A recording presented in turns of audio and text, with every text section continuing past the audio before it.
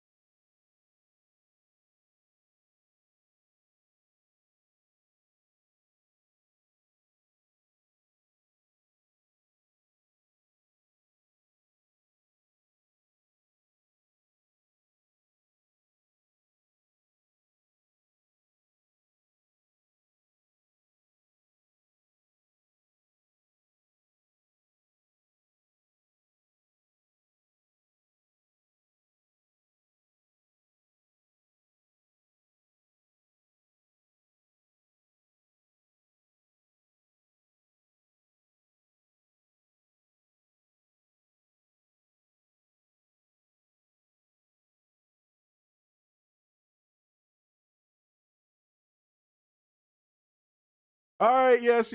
I was trying to be funny, and then I was over here fat fingering it. But you got the gist of it, ladies. We're definitely going to be talking about that. So for people who did not hear this, we wasn't saying anything. We was over here just playing that. So hear that situation. I need to.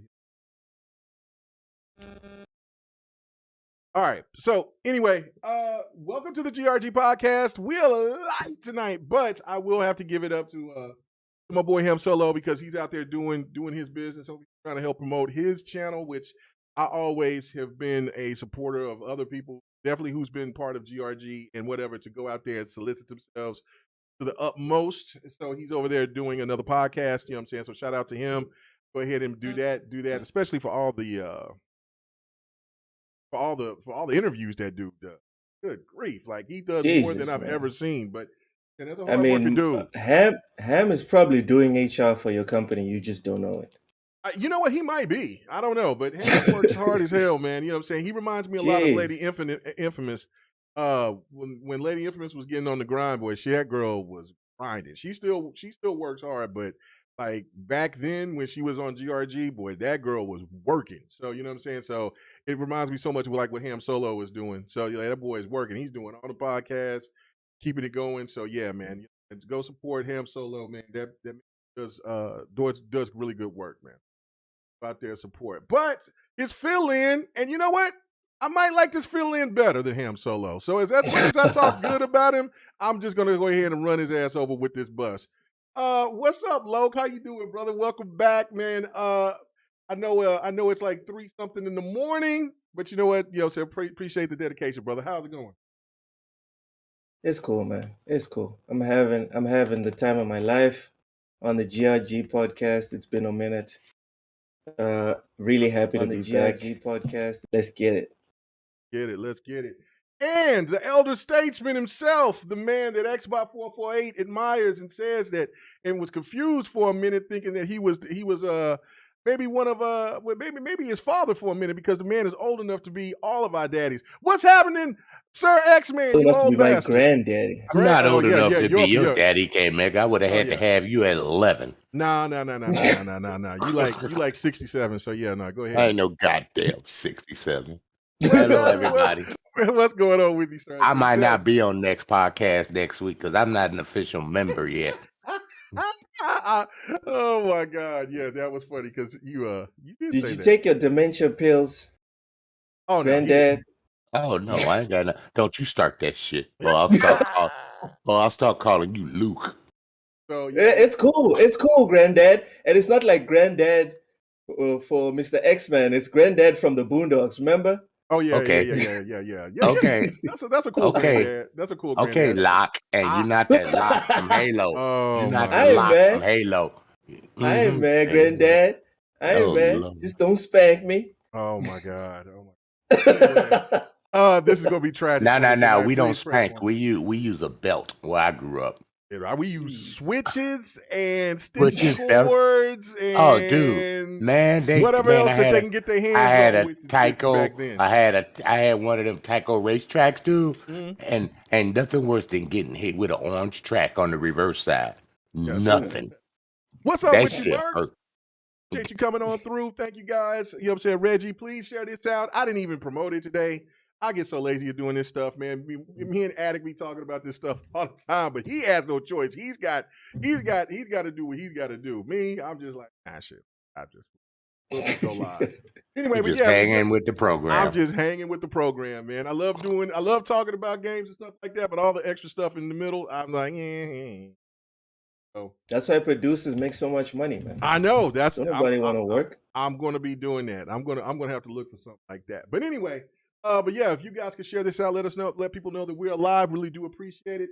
And if you're new to the channel, man, hit that subscribe button, that like button. I've also even added some more, what are those things? Those little emotes. So for the people who's been here, like Sleepy Goblin from the very beginning, that's over 36, I got some special emotes. So if you want to throw them emotes on there, go ahead and be a member. Go ahead and support. It is what it is, man. I appreciate it. Guys, get your ass out the goddamn chat and get on the goddamn show. He's doing Ham is he's got. I know. I'm fucking with him. Oh yeah. Damn. Granddaddy B. Yovi, he was going to be on, but then something happened with his phone. 108 Dragons hit me up and was like, you know what I'm saying? Yo, something's up with his phone. I was like, all right, I'm like, okay. But appreciate you getting that info because that's all I need. Just let me know if you can't make it or whatever, and that's it. You know what I'm saying? So I don't know what happened with Yobi's phone, but you know, again, and the back and forth between Yobi and Loke tonight would have been delicious, but I feel the Sir X-Man and Loke would have been. But anyway, man, let's go ahead and get started. And before I get into our topics, I have to address something because now our boy Loke, he does some work for IGN. And IGN Africa. IGN Africa, you know what I'm saying? Listen up, but it's still, you know, IGN is huge. Don't be blaming us for no American shit. No, bro. You gonna get this work for this one. You gonna get this work for this because you work for them. You are. Thanks, John Wolf. Thank you. You gonna get it. What John Wolf say? I'm going. He's just happy to see my voice coming back to normal. He said, "What's up to all of us?" What up, John Wolf? Hey, brother, and yeah, man, when you get your situation going up, man, can't wait to have you back as a guest, man, coming on through. You know what I'm saying? I know that you was telling me that you had your situations going on, so man, let you go. Listen, I get it. You know what I'm saying? Once you get to a certain age, man, that shit start hitting you hard. So young people, go ahead now. Anyway, enjoy it now. All right, but your job, the people you work. They are here tripping, bro. They are tripping. Okay, so as you guys know, my favorite genre is fighters and RPG, and then everything else is in between. Is in between. I love all different types of games, but genres. But fighting is my number one.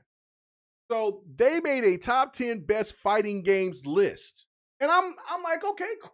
Let's see what IGN talks about. So let me read this list to you guys. Because it absolutely threw me for a loop because of just anyway, let me just go ahead and read this. Number 10, Mortal Kombat 11. Okay, which was Mortal Kombat 9 for people out there who don't know which Mortal Kombat it was in Mortal Kombat 11. Is that list I sent you? You might have sent it to me. I think you did. Yeah, I put it in the thing. And Marvel vs. Capcom was number 2. No. This is IGN's list. This is IGN's list. God. I'm just listening now. Just listen, right. Okay, so Mortal Kombat 9 or Mortal Kombat 11, which one you prefer to call it. Okay, number 9, Skullgirls. Okay. Number 8, Virtual Fighter 5, Ultimate Showdown. Okay. All right. Okay. So far, so good. Not tripping too much. Not tripping. I'm like, okay, all right. IGN. Then a surprise. I was very surprised. I don't support the placement, but I am cool that they did put Killer Instinct number 7. I was not thinking Killer Instinct was going to be anywhere in their list. But you know what? I'm cool with that. I'm like, all right, cool. You know, IGN, you know how they rock. You know how they rock. You know what I'm saying, Loke? You know how they rock. You know what I'm saying? So that's slander. Okay, number 6. This is when it becomes disastrous. Number 6, Marvel vs. Capcom 3. 3. 3. 3. 3. It wasn't that fucking good. 3. It was okay, but it wasn't that good. We play it. Number 5, King of the Fighters 13. Now, King of the Fighters 13 is a very solid fighter, but it doesn't deserve that spot. It doesn't deserve 5. I think 6 was the best King of Fighters. If we're being just King of Fighters specifically, I think 6. Was I would say one. 2099. Then there's the other one with Terry Bogard with the brown jacket. What was that? That's the one you like so much, Rex, man.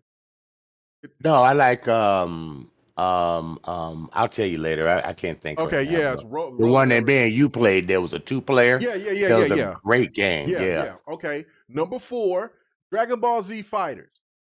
I don't have a problem with Dragon Ball Z, Dragon Ball Fighters Z, I should say. I just think this is a little high. I just for my preference, right? This is where you're supposed to be getting into the classic fighters. Number 3, people. Let me finish. Right? Let me finish. Number 3, Tekken 7. Bro, this ain't even the best Tekken. What are y'all doing? Oh, it's not. Number 3 is Tekken 7. What? Okay, listen. And you're a Tekken fan. I'm a Tekken fan, bro. But I'm like, okay. But anyway, keep it moving. Number 2. Before you get triggered, bro. I'm mad. I'm mad in this piece. Number 2, Guilty Gear Strive. Why the fuck is that even Guilty in there? Gear Strive? That should not even be in the top 10. What the fuck? What? It's okay, but it ain't that Bro, good. what are you talking about, man? What? Guilty Gear Strive number 2? What in the fuck was that? What? Okay. Okay, you know what? Don't just raise your voice and repeat the same shit. Tell us why that's not the best Guilty Gear. Because I can tell you why Tekken 7 is not the best Tekken 7. But okay. Well, I can definitely tell you is why. But I want to finish the list, right? So, and number 1, Street Fighter 3 Third Strike. Number 1, the best. No, not 2 fucking way. Woo. Okay, so I can understand Street Fighter Alpha X. That I can understand. Okay. All right. But 3? 3. Oh No mention of. I mean, if you want to put Guilty Gear Strive in there because that's the hot flavor right now, it's in Evo and stuff like that. The game ain't sold over 1 million damn copies, or it might just sold over 1 million copies. Game ain't doing worse shit like that. But okay, fine. But it's still a good fighter. I bought it day one. I you know what I'm saying. And now I don't play with my main chip. I'll go in there with other players and I get my head beat in. But the fact of it is that no, I still respect the fighter. It's a great fighter, but it's not number 2. Like, what are they doing? And then, of course, you have to get into the classics. It's just like what you I can't remember who said it, but where's Street Fighter 2? Where's the Street Fighter Alphas? Third Strike is Street Fighter 2. Yeah, Third Strike is a great fighter. And if you wanted to put that number 10, fine. Where's Soul Calibur? Where the fuck was Soul Calibur? Where's Dead or Alive? Where's Dead or Alive? Where's Injustice? No, but Dead or Alive kind of died like really early, man. Come on. No, Dead or Alive is not dead. Yeah, Dead or Alive is not dead. Man, dude, lobbies are still full. Well, not full, but you still play people. Man, you do ranked matches, you get a match quick as fuck. 5 and 6. That game is not dead. Really, dude. Jeremy Brown. That's the game that I'm talking about right there. Mark of the Wolves. That's what a lot of people consider. Yeah, that's the game that I have that we love. That's a great game. Yeah, that's the game that we was playing and then that we enjoy. Also, 13 is special though. 13, King of the Fighters 13 is special. Probably the best King of the Fighters, but a lot of people argue 98 King and 99. Of the Fighters, bruv. King of the Fighters. It's just King of Fighters. Is it D?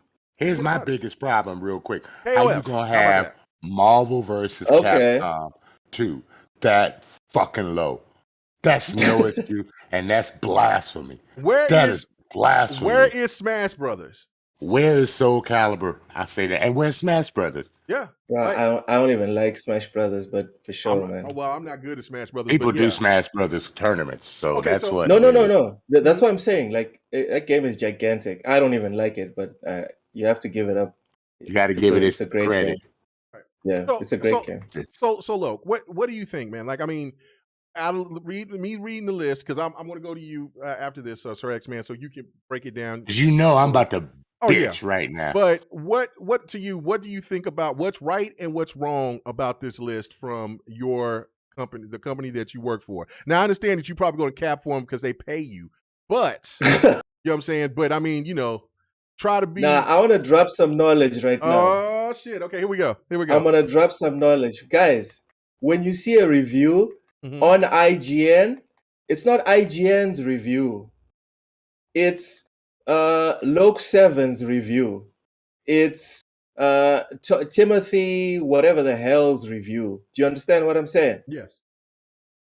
So first off, let's just remove this whole thing where if someone posts something or gets something published by IGN and someone that works at IGN, you want to give that person flack. That's not how it works.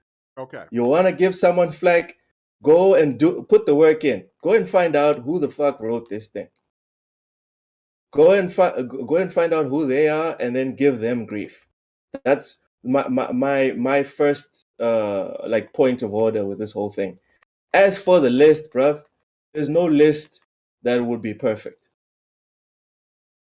I know you don't want to hear that, but it's the truth. The Mojo list was the list that I sent K-Mega with the 20 top fighting games was pretty accurate. It really was pretty accurate. No, according to you, but if you take the time and you go in the chat, you'll see there's hundreds of thousands of people that were freaking out and they were like, no, this is bullshit. So I'm just like K-Mega said, I'm capping for whoever my colleague is at he don't IGN. even put his name in the article. I'm looking at it. Like, normally people will put that's their embarrassing name. though. Bro, he's gonna get that smoke. That's why. He knew it. He knew it. And he or she knew it. And the problem was that because they didn't put their name there, and they probably and I don't recommend people to send hate mail or to tell them that they're not a gamer or anything like this, but this is obviously a person who does not play fighters, but only from so far. Maybe it seemed like from the 360 PlayStation 3 era, because they have because they have not brought up any classics that are there. So keep going, Loke. Okay, so explain yourself. Like, I mean, we got plenty of time. It's just us three. So please go ahead and It's like what I just said, bruv. I personally do not believe that there's any such thing as a perfect top 10, top 50 best fighting games of all time. Because even if you put all of the best games in the list, you won't get the order right for everyone. So I think the conclusion we should have here is that whoever made this list does not have the same tastes as the rest of us. That's all. They don't play fighting games. They do, man. They just listed a whole bunch of fighting games. They just didn't list the ones that you wanted. That's all. The majority of people who play fighting games who are dedicated to see, this is the thing. That's not the list. You're right. Right. That this list is not a person that's dedicated to fighters. This is a list for somebody who likes fighters from a certain period, and from like what you said, no list is perfect, and so they're giving this is their personal list, and from a person who reads things from these entities, you want something, that not everything that these people write or say you're going to agree with is the gospel, right? Yeah, you said it is. Yeah. I mean, the gospel's the gospel. You know what I mean? Right. No, nothing's the gospel. But the fact of it is that, but if you're going to make a list of the best top 10 games, you got to have some of the classics in there. Not having Street Fighter, not having Smash Brothers, not having DOA, or hell, even if you put in Mortal Kombat 1 or 2 or 3, is Tekken 7.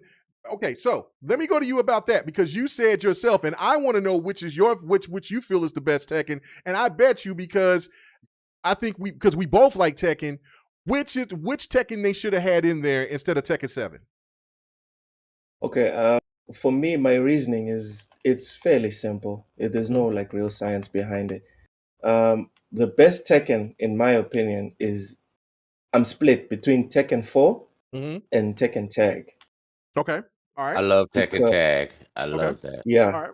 one of the two. Okay, that's yeah. You're that's saying? for you. Well, no. What I was going to say was that for me, Tekken 3 is the best Tekken of all time in my from my perspective. Nah. Oh yeah. Tekken 3 was Tekken 3. It's filled to the brim with nostalgia. Well, but yeah, because it's not as tight. It's one of the best fighters of all time. It's not as tight. At that time, that was the best fighter that ever dropped in the history of fighters. Bro, at that time, is the list the most nostalgic fighters, or is it the greatest fighters ever? Period. It's period. He is right. Ever needs to stand up today, like right now. Take your kids, and it needs to be tight today.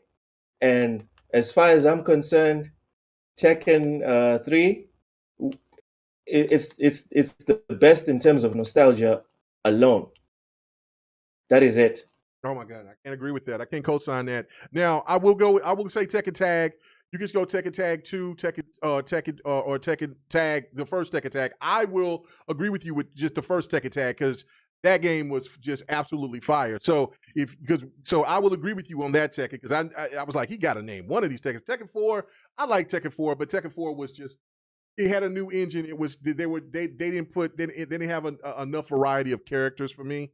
And the story, that's when to me the story was going completely left when Tekken 4 dropped. Boy, that's what we're talking about. You're making me sound like Allen Iverson talking about practice. We're talking about story in a fighting game. You're damn right. For real? You damn right. Yeah, story does. It does. Tekken, I follow Tekken's story from the very beginning. You know what I'm saying? Like I'm not saying it doesn't matter. I'm just saying we're talking about the greatest fighters of all time, and you're saying story. Right. Okay, just like what Jeremy Brown is saying in the chat. And he's absolutely right. There should be balance. There's no balance. You can't say the greatest games of all time and all of it is from 20 you can, I guarantee you this right now. You put in Soul Edge or Soul Calibur 2 right now, and that shit will play just as good as any Soul Calibur that's ever been out. Even the one on my Dreamcast, the original Soul Calibur. Absolutely. Oh my God, it's gorgeous. Absolutely. Dude. And I got Soul Edge too. I got Soul Edge for the PlayStation. Soul Calibur 2 holds up amazing. For me, okay. So this is why we would fight. So even you see now I have to defend this person. Remember, he's young. I know. He's Grandpa. They didn't even have TVs in your time. Oh yeah, they had TVs. Oh man, you're right for who? Oh shit, this man. Oh my God, this baby. Go. Hey man, get some powder. Sorry, man. Let's get some powder. I'll get the diapers. For who? For Grandpa? For Come you. on, man. Shit, young ass boy. You can have it. Oh my goodness. You can't handle the baby wipe. I'm not doing the baby wipe. You have to wake up like 5 times in the middle of the night to empty the. No, I don't. No, I don't. You know he does. Oh come on, man. My surgery fixed all that shit. I'm good. God. Anyway, but go ahead. Continue. That's man, you made me lose my train of thought. I was saying. Yeah, you said you defending the guy. Did you really have one? I'm just double checking. Oh my God. Oh, check this. fellas. Best all time is best all time. I'll give you a good example. A good allegory. I like cars. One of my favorite brands is Lamborghini.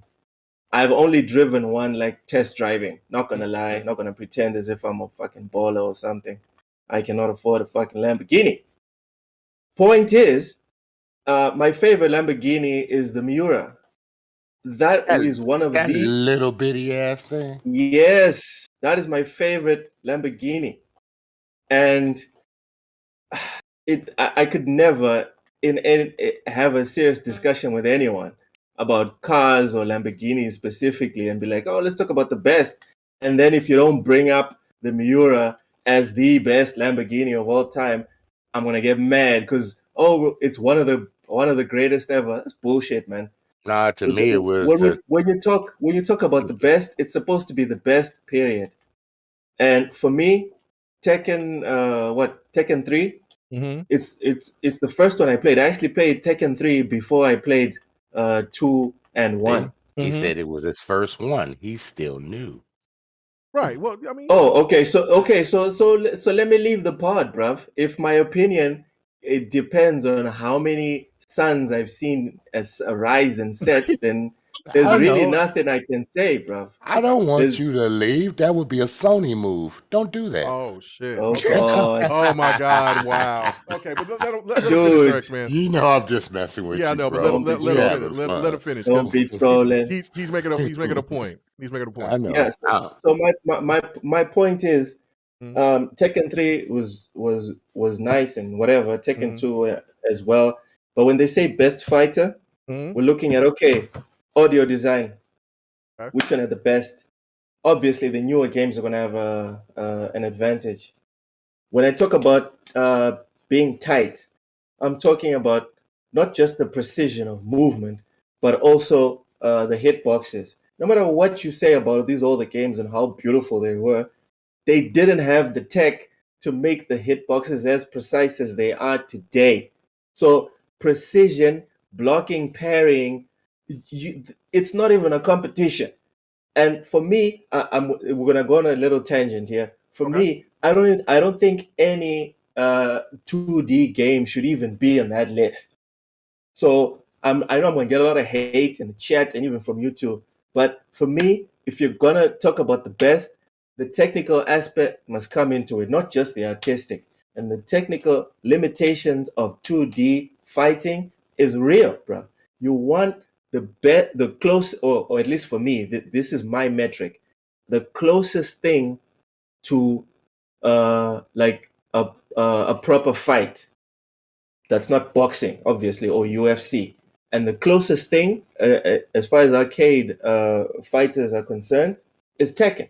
Tekken is the best mix of realistic fights with a little bit of fantasy. Okay, a lot of fantasy. Devil Jin, there's no way I can say a little bit. That shit is just ridiculous. So for me, I can understand why the person chose Tekken 7, but I don't think Tekken 7 is the best Tekken. And as far as the King of Fighters games and all that stuff, most of it is just nostalgia, man. 2D fighters, besides Street Fighter, which is the only one that's still kind of keeping up with the 3D fighters, all of it needs to go in the trash. Yeah, send me a piece. Y'all can block me. K-Mega, you can remove me. You can remove me from the chat. You ahead and go to bed now, man. I don't know. It's cool, man. It's cool. Anyway, okay. It's cool. You know what? I love it. I love the different sets of opinion because I know me and Sir X Man are going to probably be on the same wavelength because of course we're both older. But yes. But no, I will say this because I am a 3D fighter fan more than I am a 2D fighter fan, like you. But to have the notion to say, well, no 2D fighters should be in this list. I didn't say no to 2D fighter. But okay, so you saw older. I did say Street Fighter is still there. Okay. I did say Street. Okay. I even said that for me, the best Street Fighter is Street Fighter 2. So you think Marvel vs. Capcom 2 was not a genre changer and this should not be included in a higher category, in a higher ranking? It was a special game, no doubt. But are we talking about the most nostalgic games of all time? Including all of them. The best fighters. 2D fighters and 3D fighters should be included. Okay. They're all fighting games, man. They are all fighting games. But I do have to say I have to hit you back with your own words because you said that the game has to be talked to you audio quality, you know, the feel of when you're playing the characters, of how they feel.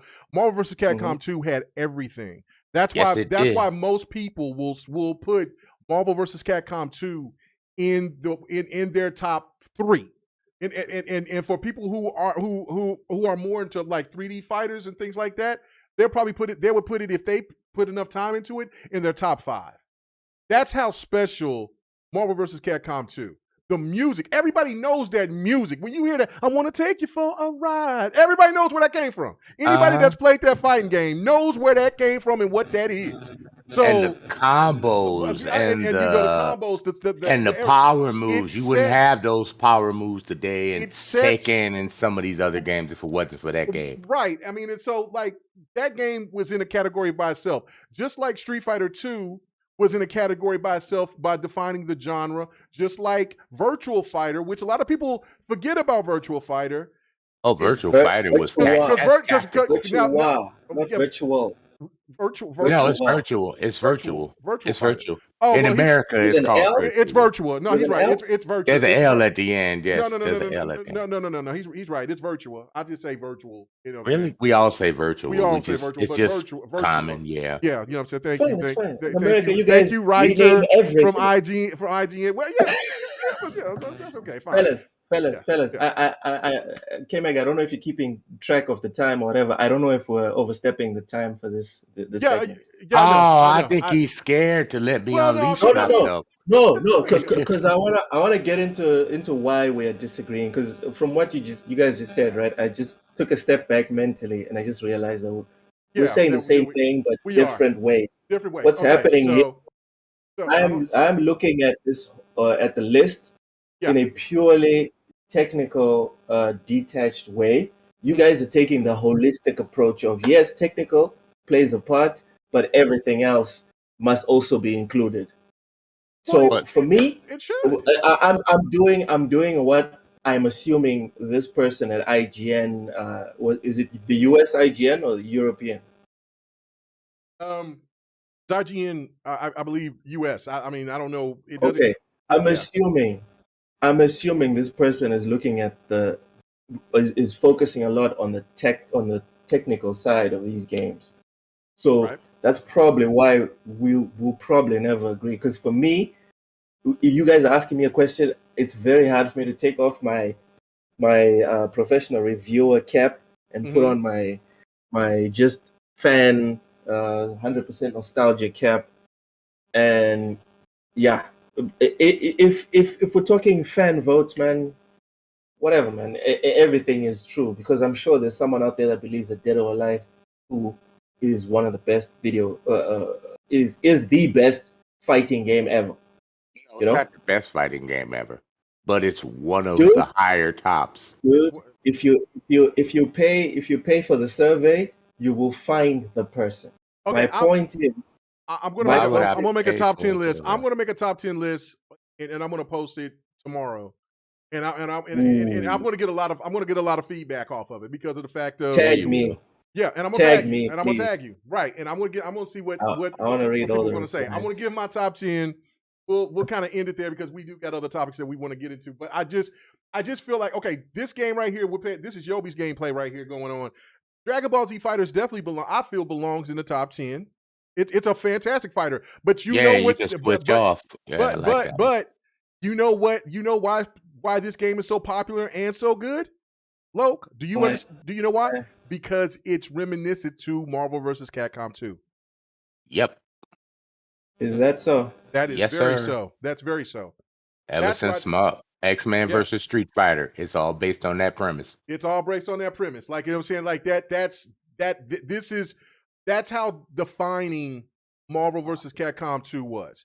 That's how defining Smash Brothers is. And not having Smash Brothers in that list, even though I'm not a Smash Brothers fan like that, it's to me it's sacrilegious for any fighter for not to have that game put somewhere in the top 5. Smash is You want to know how big Marvel versus Capcom 2? No, hold up. You want to know how big Marvel versus Capcom 2 was?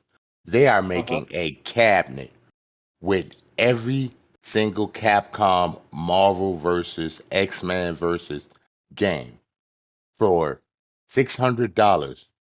the pre-orders are closed, and that cabinet has went gold because that game was so big.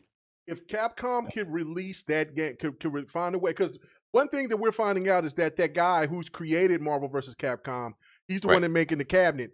He's finding ways to get around the legal or the licenses. The licenses. He's finding ways to do that. If he can find a way to drop that game into on consoles, watch that game be a top 10 seller. That game will be a top 10 seller.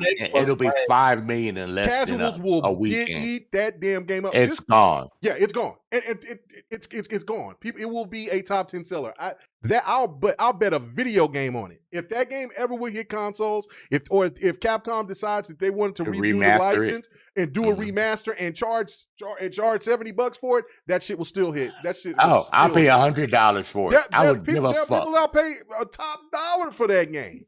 It's crazy. But anyway, all right. So I will make a top 10 list. I didn't get my rant real quick. Oh, I'm sorry. Go ahead. I'm sorry, X-Man. Go ahead. It's all right. No, go ahead. I'm going from your list, from the one I sent you. The one that Mojo did is way more accurate. There was some games that surprised me that were in there and that weren't in there.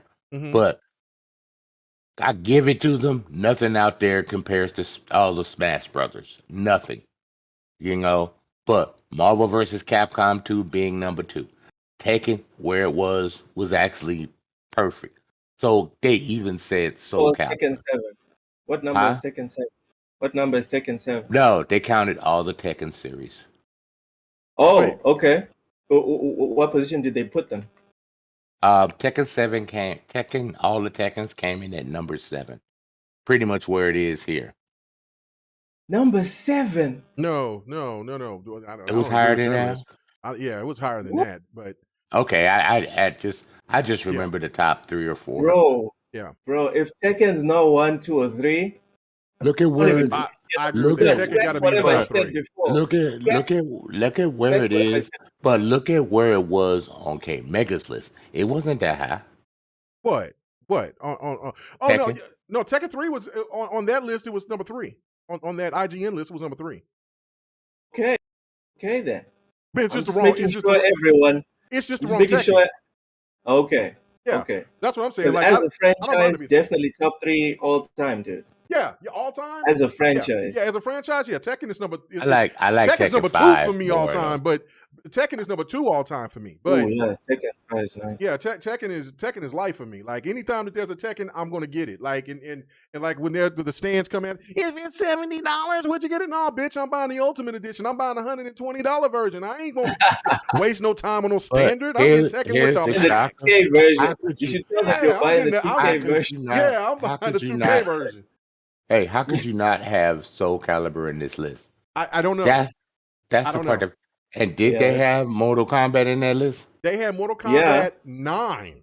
And that's a good Mortal Kombat. That was a good Mortal Kombat. But a lot of people would say Mortal Kombat 10 or or 11. Or Mortal Kombat Ultimate, 3 Ultimate. Or Armageddon. I spent so much time in Armageddon. Yes.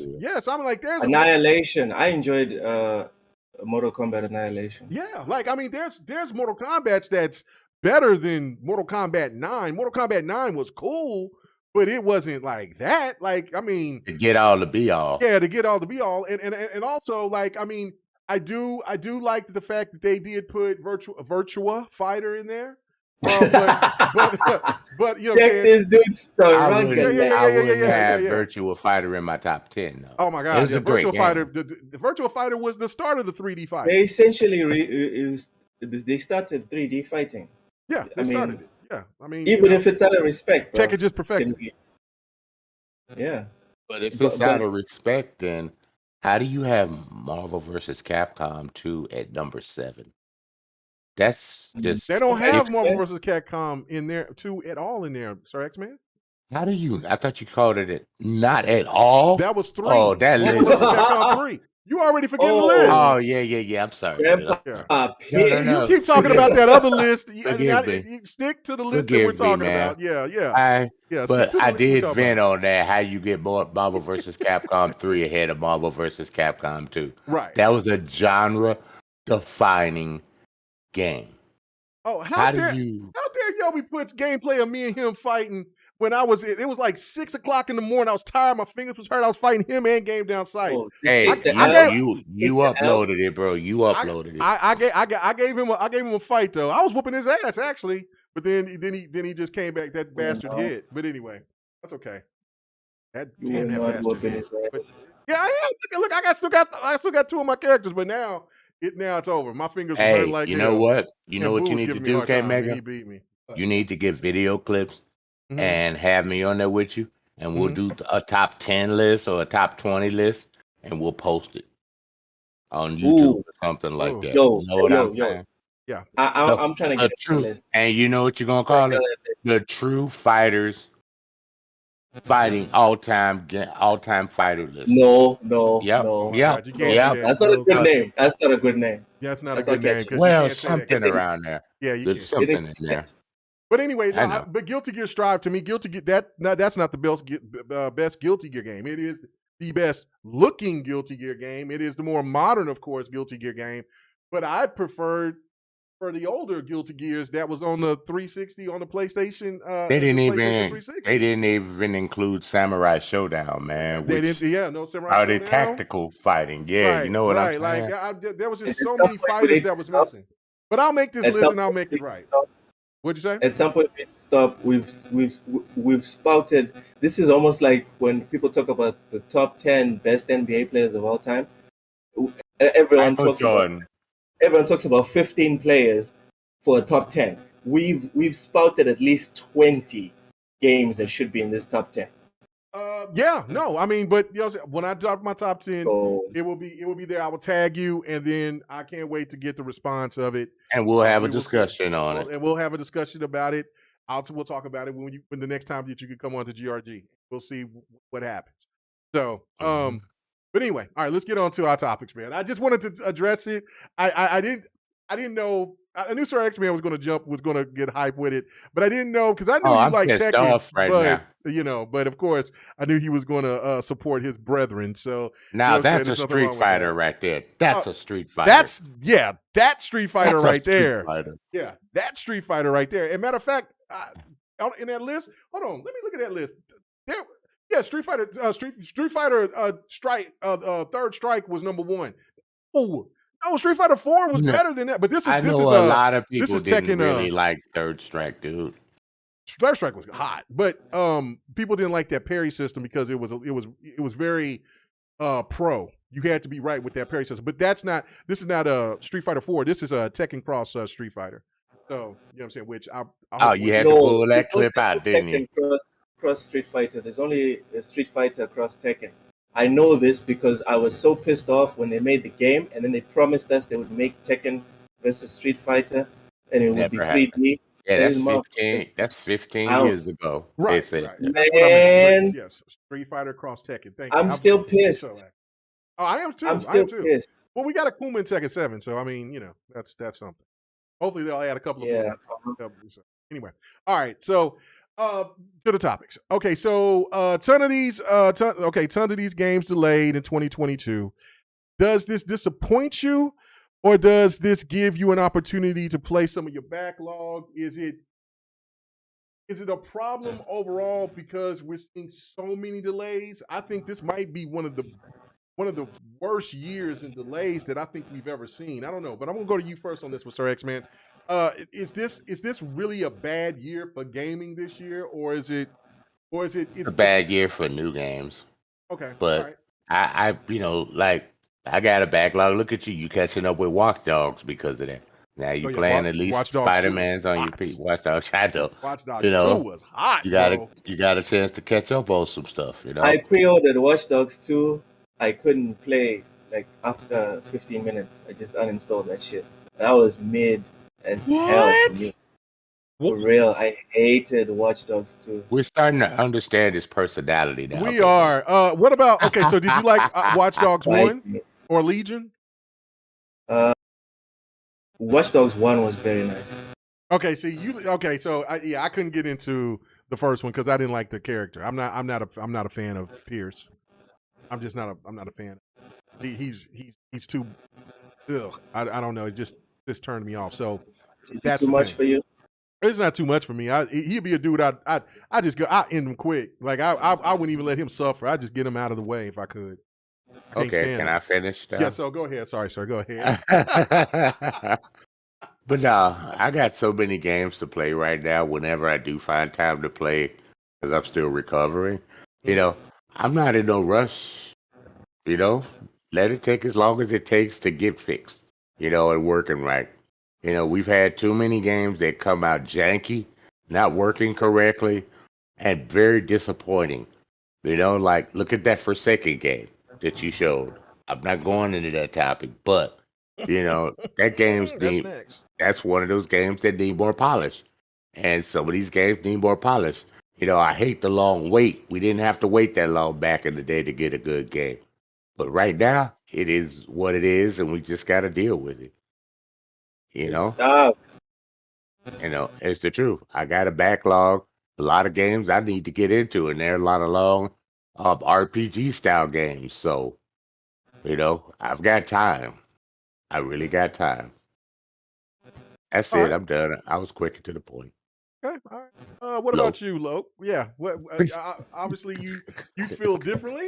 So what? So is it? Is No, this a no, very no. I disaster? actually Okay. agree. Oh, It's okay. it's Okay. it's not a disaster, guys. Let's not be dramatic. Okay. Okay, I got me a little list. I got me a little list that my buddy sent. Let me just name the games: Pokemon Arceus, Elden Ring, Tiny Tina's Wonderlands, Dying Light Oh, 2, you got a backlog, bro. Jesus Christ. Gran Turismo 7, Horizon Forbidden West, Live a Live, Xenoblade Chronicles 3, Fire Emblem Warriors 3, Teenage Mutant Ninja Turtles Shredder's Revenge, Splatoon 3, Digimon Survive, Soul Hackers 2. Oh, I gotta play Digimon Survive. Guys, that's that's not even all the games that released in the last 9 months. Mm-hmm. I know. 9 And they months. say there are no games coming out. Look at all these Ah, games coming out, right? it's Right? it's the same. It's the same shit when people be trolling people that are like super Xbox fans. I mean, I'm always trashing on Xbox, but let's be real. This thing about Xbox ain't got no games. Shut the fuck up. Shut the fuck up. Just I please, love this man. I fucking love please, this man. please. Don't nobody trying to hear that. I'm playing God of War right now. I'm enjoying myself. But seriously, all these consoles have games. Nintendo has games. Xbox has games. They all have new games. And people need to stop acting like games get rotten over time.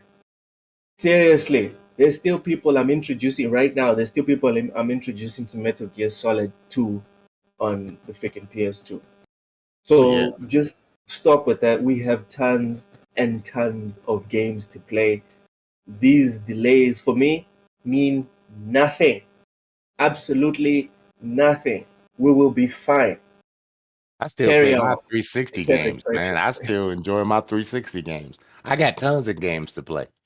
Yeah. Yeah. Yeah. No, I mean, I totally agree. I mean, it is. I think in the sense of games not being available on the said dates that they've said, it is. I find that to be disappointing because, of course, Starfield caused a lot of controversy. Redfall. I'm waiting for Forza the Motorsport. but That hurt. the biggest game for me that hit me that like damn that too was Elden Ring. no. The Ring came out Elden since, Ring. man.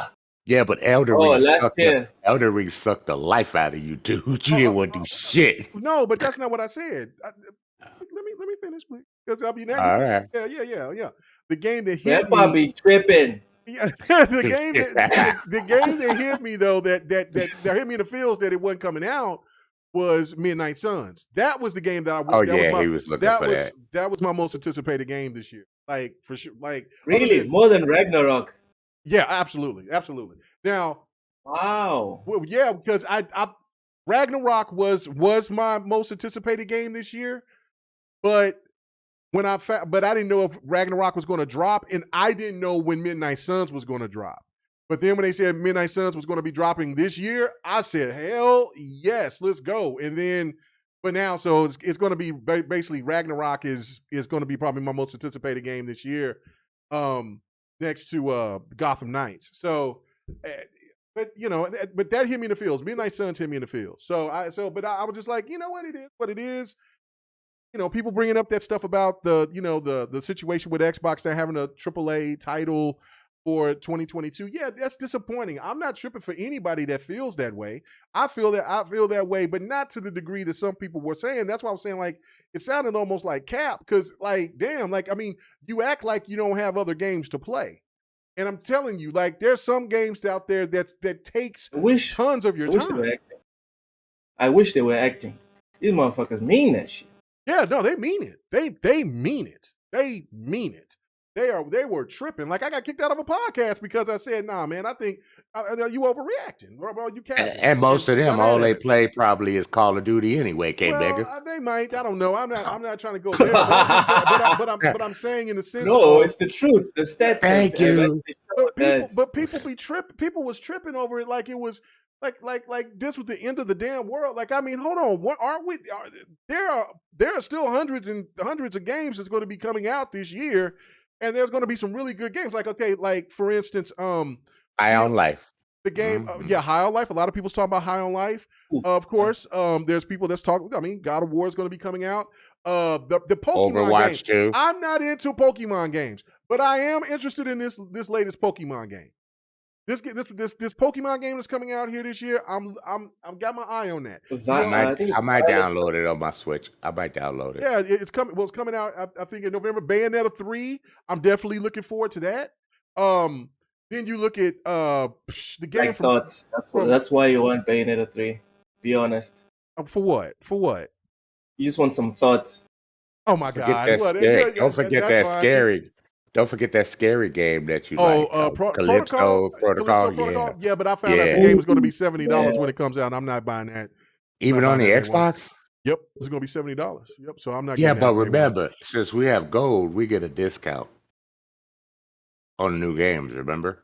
No, we don't. Not for third party. No, you only get discounts for games that are either on Game Pass or through EA or something like that. This is from a independent company. Guess. Yeah, it's 70. So official first party Xbox games.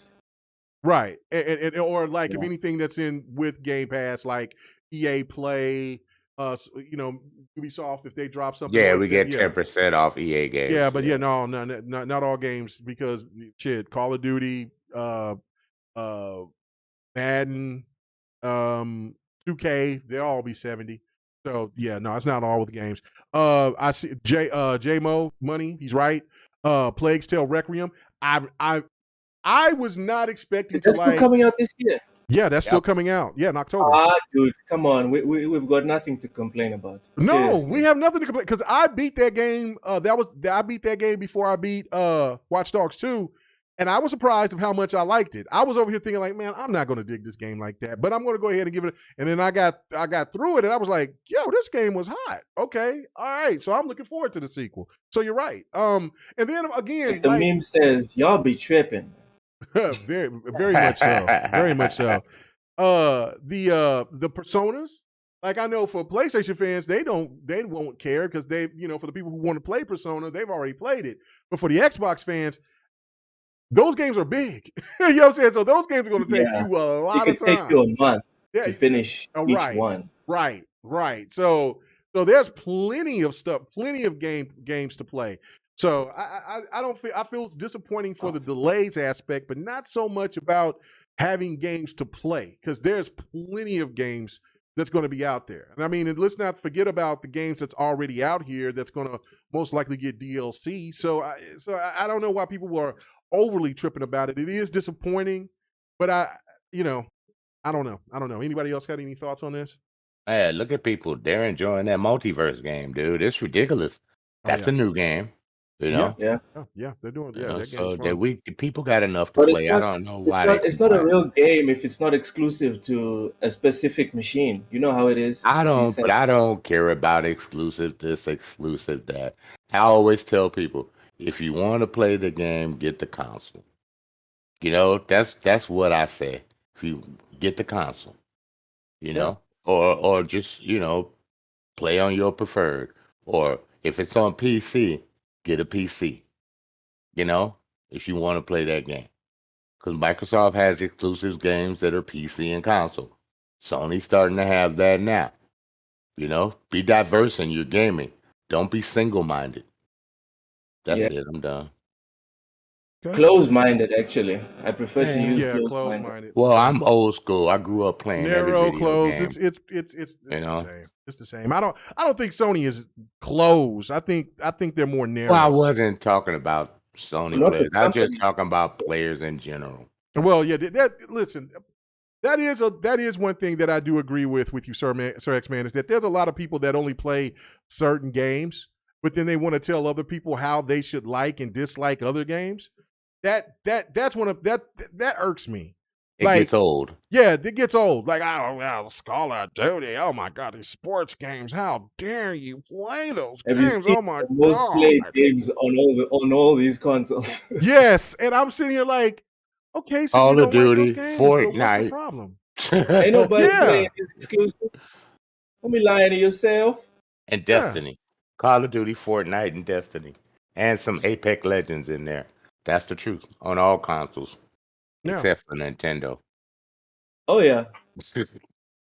Well, Fortnite on Nintendo, that's still big on Nintendo. Oh yeah, that's right. Yeah, Fortnite and what's that one game? I don't play that game. I have no interest in it at all. The Microsoft game, Minecraft.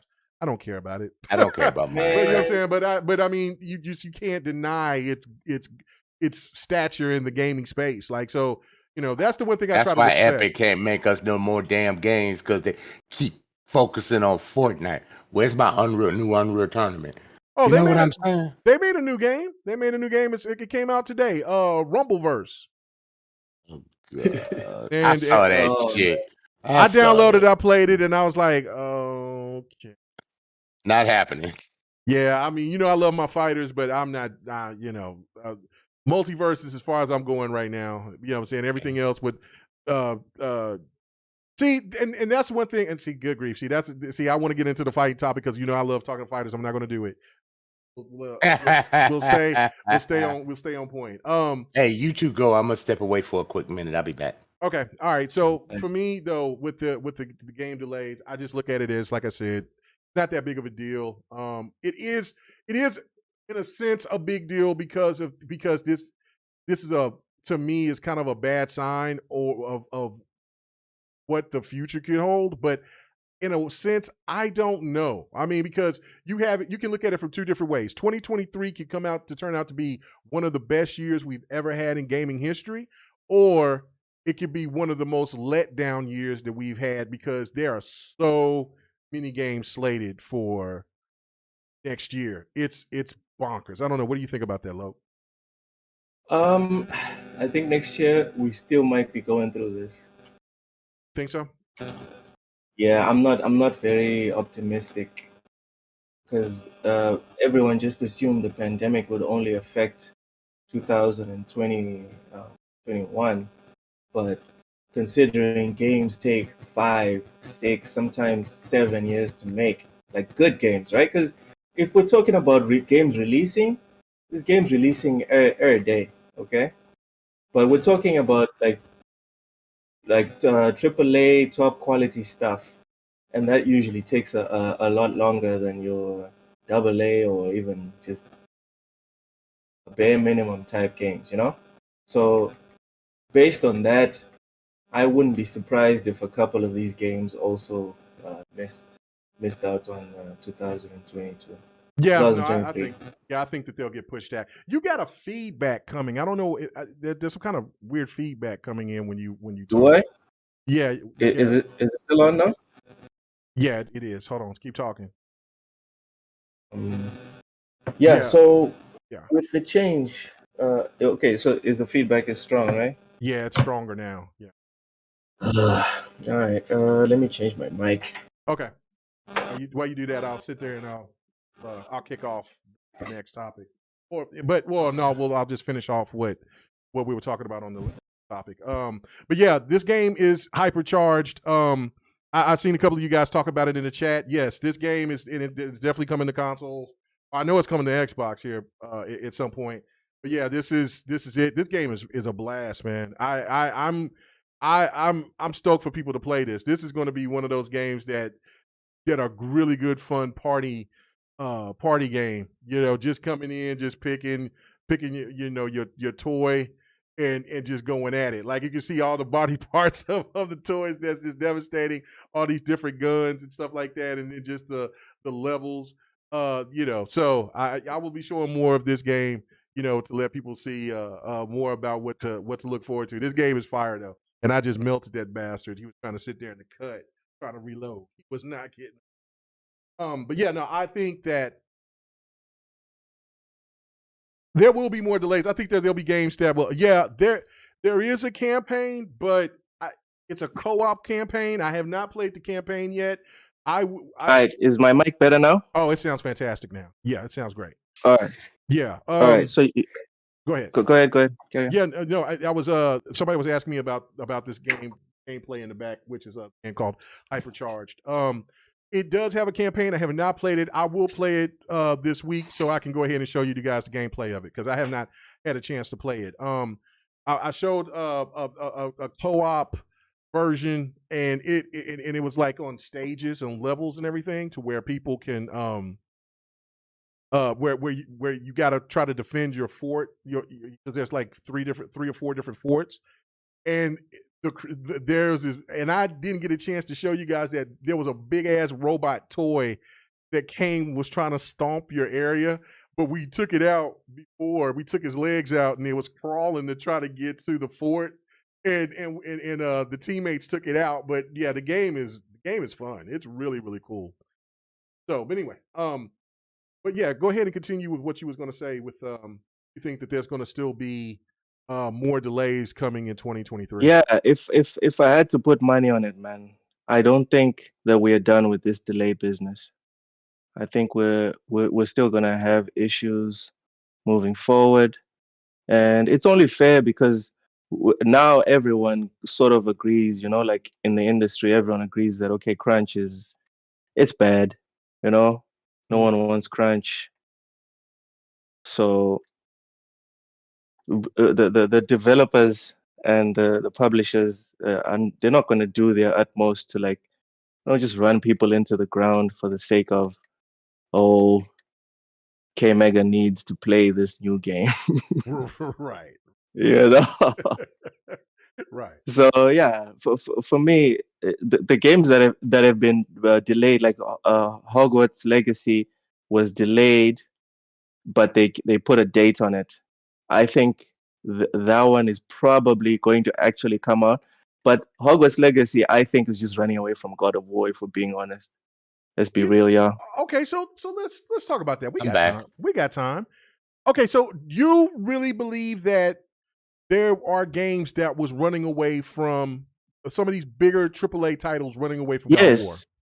Yes. The only reason this whole culture of believing these rumors even happened is because I don't know which dev. There was an ex-dev for Ubisoft in 2008 or something, who, it wasn't an expose, but they were open about it. Like, yo, we moved the release of X game because of Call of Duty. A lot of games. So I can see that Call of Duty. So based off of that, a lot of other games started following that, or they already were following that trend. We just weren't openly hearing the devs talk about it. You know what I mean? Yeah. Well, I mean, I could see that. I can understand that. Like a game like Skull and Bones, Avatar, because that's a brand new IP. I could see that. I mean, you could be right about the Harry Potter game. I just think that Harry Potter game has just got enough a strong fan base on its own, just for that they want to do it right. Yeah, well, it looks like it's done right. Like, it looks amazing. I don't give two shits about Harry Potter, but that game, I'm getting that game. It's like your type of game. It's your type of game. It's my type of game. You might not like the mythos of it, but it's your style. Right. And I will find out more about Harry Potter, and then I'll throw it at my wife, and then I'll I'll make her love me more. He's the I Harry guess. Potter fan. She'll explain that shit to you. Yeah, because she's a big fan of Harry Potter. But I you know, Hey, What's up with Harry Potter hey, and the you know women, what? man? You got you know, HBO women Max, love it. right? You can watch all the Harry Potters if you want, just to get an understanding, dude. Well, I mean, I'd rather do it in game form, to be honest with you. So yeah, no. I mean, It's actually one of the main reasons why these IPs are worth billions of dollars. mhm. Is because you can monetize and then remonetize. So It's like a Star Wars game. Harry Potter, yes, Harry Potter is not making money off of K Mega at the moment. No. But if we make a game, K Mega might give it a go. K Mega might enjoy it so much, this fool bought to buy the books. You know what I mean? Or he'll watch the movies, one of the two. Yeah, that's how it works. That's why everyone is so worried about making TV shows based off of popular IPs, movies based off of video games, is because it's a self-fulfilling prophecy.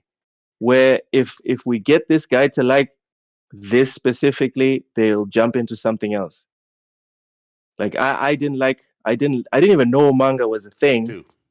But I found out because of Dragon Ball Z, because I enjoyed the anime so much. I was like, yo, where do they get these wild ass ideas to make games? You know, to make animes. And then I just went to the bookstore, and then I found out, oh, okay, it's based off of manga, and manga is this. Yeah, well, I mean, now anime takes my money, and manga also takes my money. well, yeah, no, and I've been an anime fan for a long time. I kind of dropped out of it, but then I came back into it. You're right. Like, I mean, that if the Harry Potter game it lives up to the billing of what I've seen, then I'll definitely become more invested into the property. But yeah, no, you're right. That's how they're going to find a way to try to get you, and you know, video game form would be proper. So I'm with it. But I mean, I agree to some I agree to some point that God of War placing themselves in that time frame, that like Skull and Bones and other games like that, new IPs, they want to kind of get away from that type of game. But I just don't see, like, I don't know, man. Gotham Knights, they're still coming out. I mean, I know it's a couple of weeks. Come on, man, it's Batman. I mean, Right, even that's what I'm in the saying, right? comic book industry, Yeah, that is dying. It is essentially dying. Batman still sells like gangbusters. yeah. No, so I don't think you totally can agree. compare them to anyone else. Well, honestly. no, but that's what I'm saying. Like, there's still going to be other games that's going to be dropping, but I just think that, yeah, for the new IPs, I agree. I could see that they would move away from God of War, But not Harry Potter. but not Harry Potter. Yeah, I just don't believe that, because just Harry Potter's fan base is just, it's huge. It's gigantic, and even though there's not like Harry Potter goes beyond gaming. right, That's how big it is. That's how big it is. So you know what I'm saying, I just think that they just, you know, they may be scared because of the God of War situation, but I'm not buying that one. Not that one. Skull You're and gonna have Bones, people that buy Avatar, consoles just to play Harry Potter. Yeah. My so, wife, my wife doesn't play video games, guys, and Mhm. she saw the trailer. I was watching the trailer. She was passing by. She's like, "Oh, what's that? Is that Harry Potter?" I was like, "Yeah." And she was like, "Is that on the Xbox?" I was like, "Yeah, it's on the PS as well." And she's like, "Okay, so we're getting this game."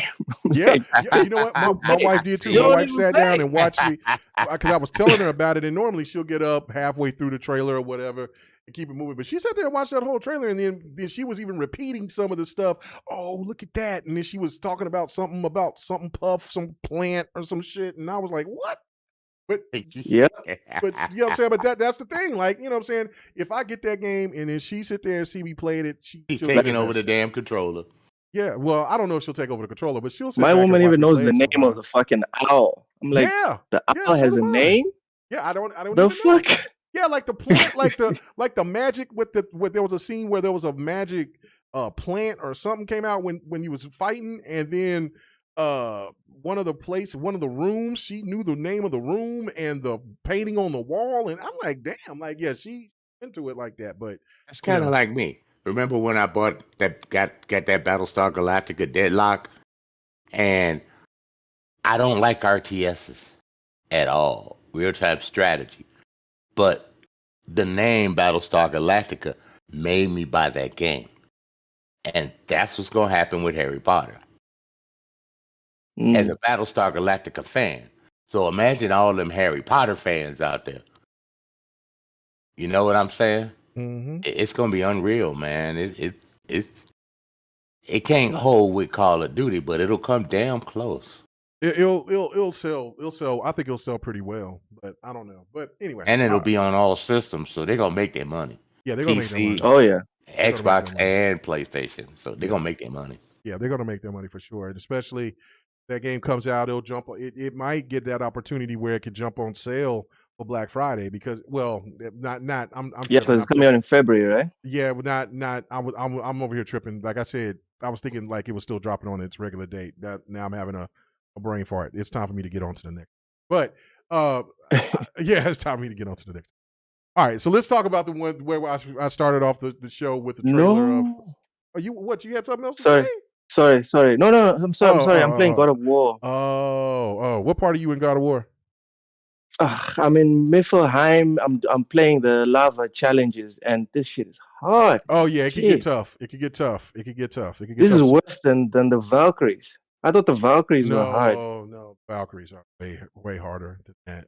Way harder than that. No. How many Valkyries did you kill? I've like 4 or 5 now. There's 10 of them, and they get harder. Oh. Yeah. They get harder. They get harder. Did you mean to say that they get harder? They get harder for sure. Yes. I didn't say they make you harder. I say they get harder. If anything, they make you go limp because they are that damn badass. Them chicks are no joke. All right. Yeah, y'all starting to scare me a little bit. Well, I'm just saying the Valkyries are a problem. If you play God of War, those Valkyries are they had me cussing all type of names. I'm gonna get it on PC in a little bit.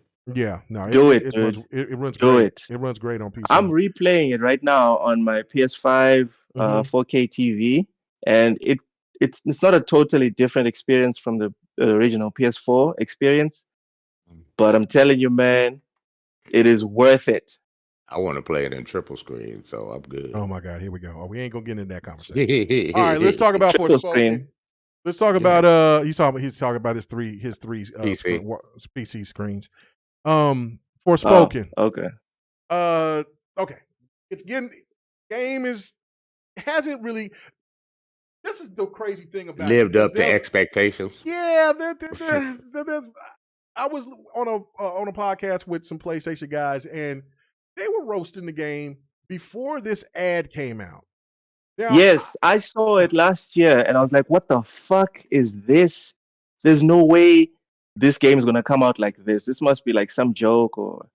Yeah, I don't know, man. They don't I've have seen that it much before confidence when I looked at it. I've seen the gameplay before in other games. I don't see anything. It's not the gameplay that's weird, bruv. It's the dialogue. Yeah, it sounds like if that reporter, because Quebec didn't have the sound on it up. No, I had the sound on. Remember that reporter from IGN was talking about Miles Morales and his what was it, unadulterated black swag or something close to that. It's racist. And everyone was just cringing. Everyone was just cringing at what they said.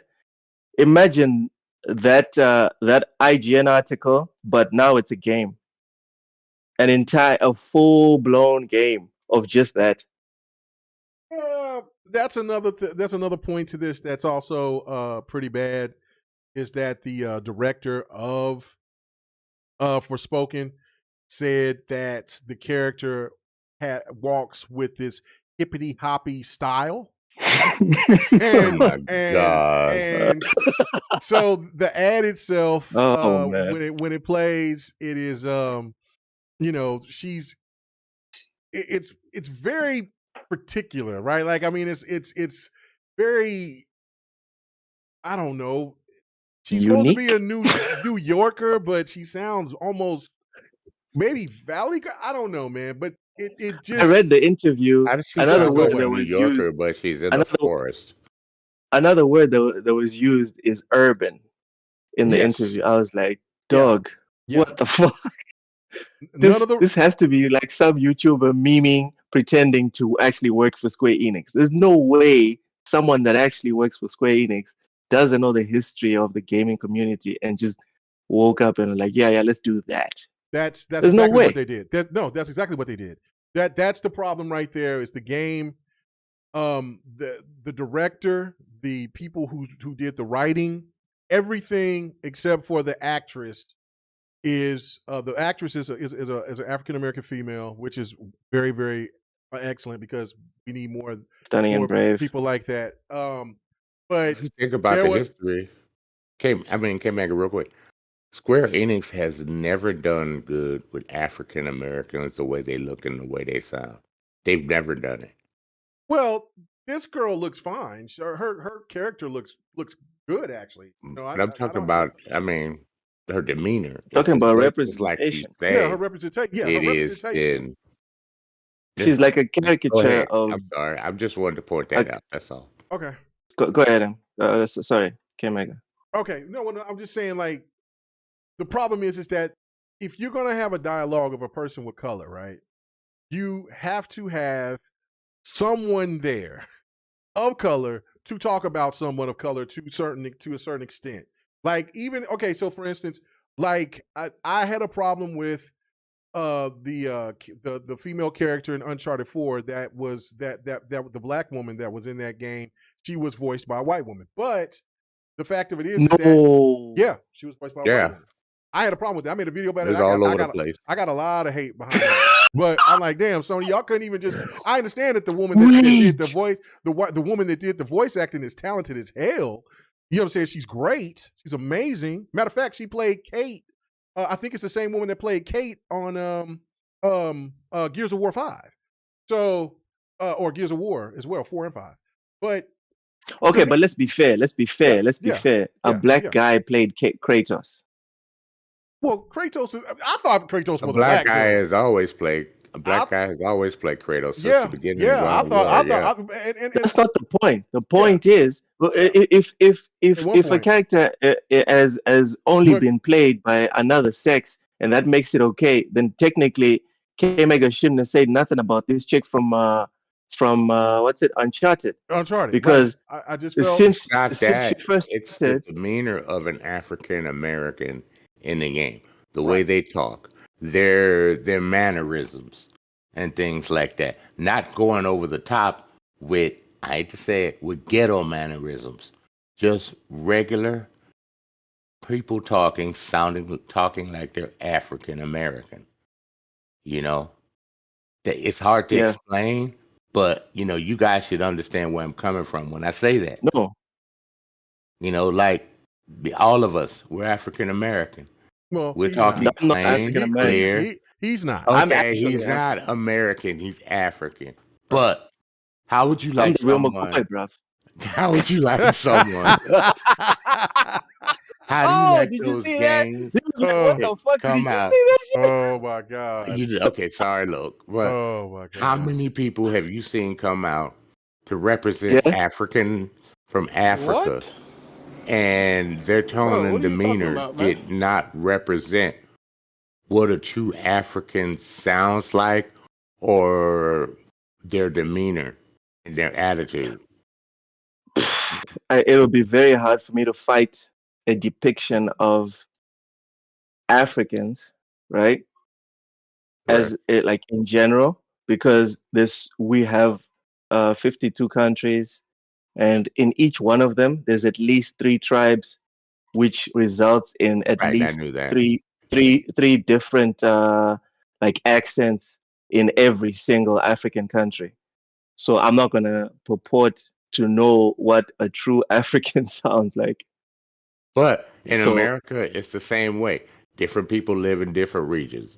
They have different voices, different characteristics, different slangs. But you gotta admit, African Americans still carry one trait. They all understand pretty much what they have alternate languages, but when they talk English, they all they can understand each other. They understand where they're coming from. They understand the situation of the area. They understand the lingo. Like we go to different states, where we're at in the USA, and some of the lingo I can't even comprehend, their slang. But when you break it down and you slow some of them down, especially down here in the deep South, you get the gist of what they're saying. So you'd be able to understand the gist of what they're saying. Now, in these video games that I was come hoping out, you got back on topic. Okay, I was going back there. Okay. But on these video games that come out, they don't like Drake, even you coming take back. the time to learn the lingo of the environment of the character that you're trying to portray. A lot of them are just trying to throw anything out there with not understanding and making the character represent the character that they're portraying on the screen. And that's one thing for years I've gotten tired of seeing. There's only a few games that has shown representation of the character in the race that you're trying to represent, and it's few and far between. And Japanese companies have never really been good at that. They're not around that element. They don't pull like an African American or an African that happens to live in Japan and would understand that. They don't hire nobody like that to help them out to get, the language and the lingo correct for the game that they want to put them in. And I think that's a developer and a publisher's fault for that. If you make your games don't sound like an African American character or an African character correctly, a lot of people are going to be turned off from your game because of word of mouth. Especially in those communities. Well, people, sensible people, but not some people that are stands. They kind of just go with it. Can I jump in? Yeah, but can't make it. They're the ones that don't even buy games. They play Call of Duty. Go ahead. Oh, go ahead. Go ahead, man. Go ahead. My main concern with the whole Forspoken thing, right? Mm-hmm. It's not even the fact that she's over the top or whatever. She can be whatever, dog. Right. For me, my problem, and I alluded to it in the podcast today, is that we don't have the amount of characters that are female and black that are protagonists. We don't have that amount to have the luxury of having a mediocre player. Character. It's like remember Jackie Robinson in thingy in baseball. When he first jumped in, I mean, brother man needed to be on point because it was just him. And for me, who's the last female protagonist, not character, protagonist that you guys remember right off the top of your heads? You guys probably can't name anyone. I'd put money on it. Y'all can't name anyone right now without Googling. A woman of color? No. Oh. A black protagonist. Oh, Locke from Halo 5. I said a black female. Isn't Locke a male? I asked you a woman, and you said no. I did say no. You said a person of color. I said black. You asked me a person of color. I meant a black woman. Yes. But anyway, yes. And even Locke. Tanaka. He was a co-lead. He wasn't the lead. He was the lead. He wasn't the headline. Halo 5, he was the lead. Halo 5, he was the lead. That's why a lot of people hated Halo 5. He was more a lead than Master Chief. He was the lead. But you still had to play as Master Chief. No. Do you understand? For a brief moment, but it was Locke's story. Yeah, it was Locke's story. It was the Did you even play Halo 5? Did you play Halo 5, bro? Christ, how would I know when you said Locke? How would I know to say female? For fuck's sakes, man. No. Because I said female. I said a woman of color, which I meant that's what I was talking about, like a black woman. Then I didn't say black woman, but I said a woman of color, and I was going to say Tanaka because that's the black female from Halo 5. That's part of Team Osiris. Fighting games do a better representation of African American women and men than except for that guy. Well, it's easier. It's easier for them, isn't it? Right. Yeah, it is. Let's be real. Let's dialogue. Let's be real. They don't have to make a full game based off of freaking, I don't know, Julia or whoever, Raven from Tekken. So it's a smaller commitment to properly represent a character that will say 5 or 6 words. No offense to these characters.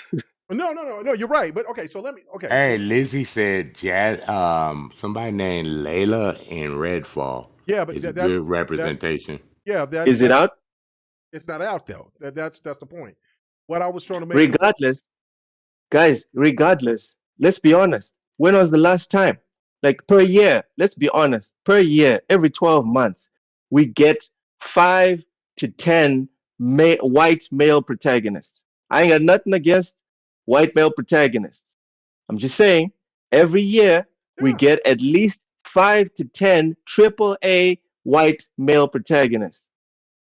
This is probably the first time in more than a decade that we've had a black female character in a AAA game.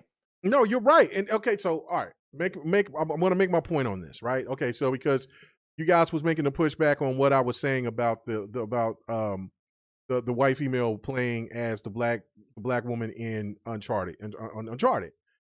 It wasn't the fact that it was, to me, it was the problem I had with it was not because of the act, because she did a damn good job of acting the role.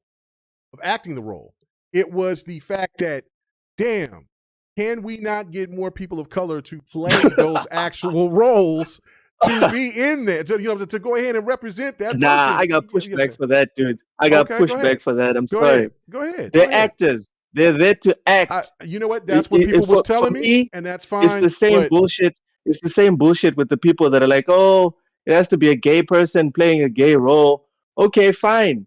So we'll never have a Muhammad Ali movie again because it needs to be Muhammad Ali since we're all going for super accurate depictions. Only Muhammad Ali can play Muhammad Ali. No more Captain America because we don't actually have super soldiers. I get what you're saying, and that was some of the point that was brought to me when I made that video all those years ago. The point to me is this, though: the industry is lacking in these type of characters. Now, when you're talking about when you're talking about movies, that's a different thing because there's all different types of actors and actresses that can play those roles, right? Like, and then somebody was like, "Well, these are just animations and shit like that." No, but let's look at the stats. No. We are gonna fight the stats. We can fight me, but you're not gonna sit there and use stats as the factor of what is right there. If you want to talk about stats, the ultimate real stats is what you just said earlier when you said that there is not enough representation. When you look at these AAA games, there's only a certain depiction of a person that is the lead character in these games. That, if you want to use a stat, that's the stat right there. So so the point of the matter is that, look, I didn't say that I wasn't going to support Forspoken, because I am, because of one of the factors of the fact that it is a black woman protagonist that's going to be on the game. But the problem is where we're going to roll this back to is the fact that there was no black representation to write her story. And the director himself fucked up. Character. And her character, and the director himself came out sounding like a buffoon because of the fact that he said hip hoppity. Instead of saying swagger or hip hop, that's the problem. Because you're right, Square Enix. And look, I'm playing a Square Enix game right here. This is my gameplay of Strangers of Paradise. Why is it that every fucking time that these Japanese developers put a black person in, especially a black male, they all have the same fucking look, except they might give them different hair. They're always big. They're always hulking. They're always, strong. Why they can't? It's a depiction. Or they always got an afro. Yeah, or regardless or whatever. But the thing to me is just, or cornrows or some shit. And listen, it was just like what Jazzy Noof said in the chat, talking about the biggest insult to me, which that's another Square Enix game, is Barrett. That game is one of the most beautiful games that you could see. But Barrett was an absolute and what was fucked up about that was that was a black man that was playing the voiceover, and he said, "Well, I wanted to depict that character as I seen him." And are you trying to get paid or not? Fuck that. There's pride in there. You have a say so, because Kratos Pride is for full bellies. Shit. Fuck that. Kratos, you can find another word. You can find another word. Kratos is you know what I'm saying? Kratos, even though he's Greek, he's not a black person, but the voice actor, they make sure that shit's got to be on point, right?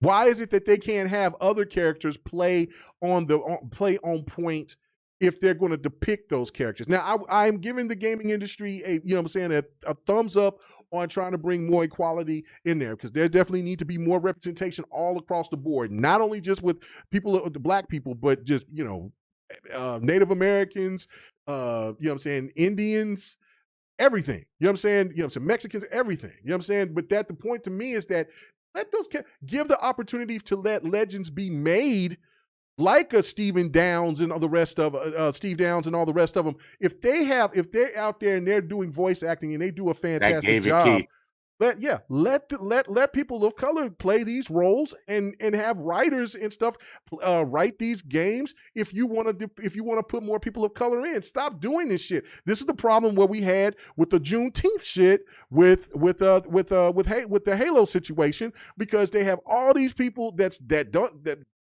had no idea. They're all young. They don't even understand it. They probably didn't even heard of Juneteenth. And then they just let that slide with that damn monkey. And there was nobody in there of color to sit there and say, yo, that shit is not a good look. Don't post that. Don't post that. And that's the same thing that's going on with Forspoken. So when you look at that, the dialogue is probably going to be cheese. But I'm still going to support it because if that opens the door for more representation for everyone, not just not for people that's my skin color, but the matter if that opens the door, that's fine. But we got to do better with this. The Japanese got to be better with that shit, what they do with their games, and the industry itself as a whole got to be better. So at least that was my problem with the whole Uncharted 4 thing, was because let other people go ahead and that's new to the game. You are salty about Uncharted 4. Yeah. I am sorry about that.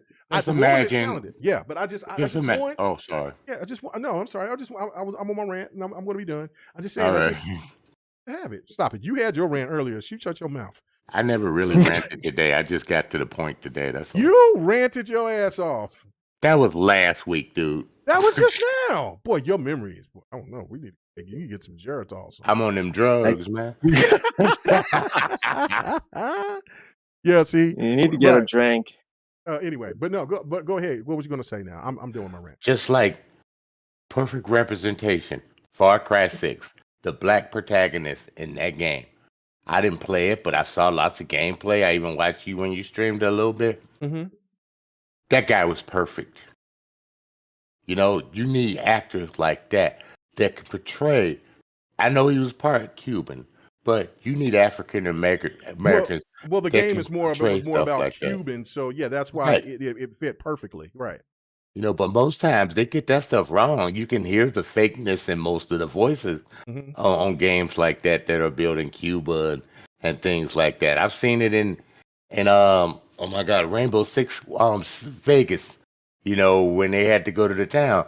I was like, oh, that's so fake, their language. They need to get better. They need to take an example from Far Cry 6, how it's supposed to be done. And that actor's been in a lot of other video games. And he sounds amazing. So if you can't afford somebody super top notch, look for some of these actors out there that need some work. That'll give you that right representation. They're out there. It's true. Nolan North wasn't famous from the get-go. Right. That's why I'm scared for I hate to say it. I'm scared for oh my God. What's the game we're waiting for? Wakanda. My brain is just EA is making a Black Panther game. Right, Black Panther. That's why I'm scared for Black Panther. Are you gonna have a true representations of Africans in there? course I'm sure the EA is going to do that right. I mean, I know a lot of EA get a lot of flack, but I don't think EA is going to mess that up. I just don't. I hope not, dude. Yeah, but that's what I'm Square talking Enix about. didn't. Square Enix, see, that's Square another, Enix don't give a shit. But see, that was Square Enix West though that worked on Avengers. When they did the Black Panther, they did it legit. They did it legit. Yeah, I mean, but that was the Western, so that they got rid of. That was the people who worked on Tomb Raider that worked on Square Enix. So that was Crystal Dynamics. So yeah, they're gone. So yeah. So, but that's what I'm saying. But they did good depictions of Wakanda and Black Panther and all that. So I don't know, man. Right. I'm not a big fan of Wakanda. It's like, well, I mean, you live in Africa, so I could see that. Excuse me, what was that? Blasphemy? Was that blasphemy? It's xenophobic. Wakanda is xenophobic. What? Well, it's not even a real place. They are. They're not even a real place, man. You can't. Come on, man. No, you're saying it's an accurate representation of Africans, bruh. I'm not particularly fond of people being like, you know what? Yeah, most Africans are probably xenophobic. No, bro. No, bro. I'm saying that the depiction of what Wakanda was when you see it through the movie. It was a high level society. Right. It was a high level society. Right. That's great. Like, I mean, they were accurate with that pinpoint. Of, you know what I'm saying? We all know, well, I can't say we all know, but there's a lot of people out there that knows Wakanda's not a real place in Africa.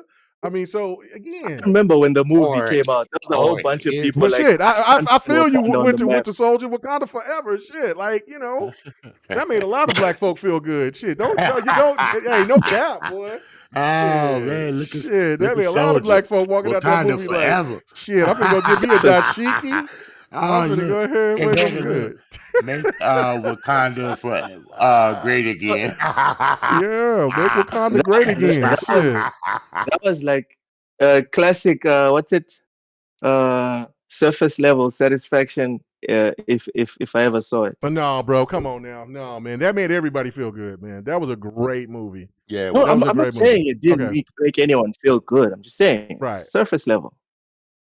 Okay, well, I mean, I took it pretty deep. I mean, because Killmonger was saying some real shit. Like he was breaking that shit down. He like, grew up in the hood, dude. We're going so left. We're going so left. We got two more times. Let's go a bit to the right. Let's go to the right. Yeah, let's get it right, man. Let's get it right. Let's turn this car around. All right. So, okay, my point on this is bad. Like, look, I'm still going to support Forspoken. I just feel that I feel that it's going to be a train wreck. Dialogue wise, because of the fact that the representation is not properly there into that game. But I'm still going to support it because if people don't, in my opinion, this will be looked at from people from Square Enix. Let's see, we tried to bring a person of color, but people don't want to accept that, and it's not because that's not what they want. Right. That's what there's going to be their scapegoat. Point of view, but the real point was that they were too lazy to do their due diligence and bring writers that can bring out the best out of that voice actress and do, you know, and represent the shit right. But again, I think the game is going to play well. I think the game is going to look better than what we've seen. Like I said, I'm going to support it, but I just think that the dialogue is going to be awful. And I just hope to God that it's not as cringeworthy as hearing Barrett's voice in Final Fantasy VII Remake. I hope they go rewrite it and revoice it. You know, before the game comes out. That game's coming out in a couple of months. Well, in January. It's too late. So, yeah, it's too late. It's too late. It's already set in stone.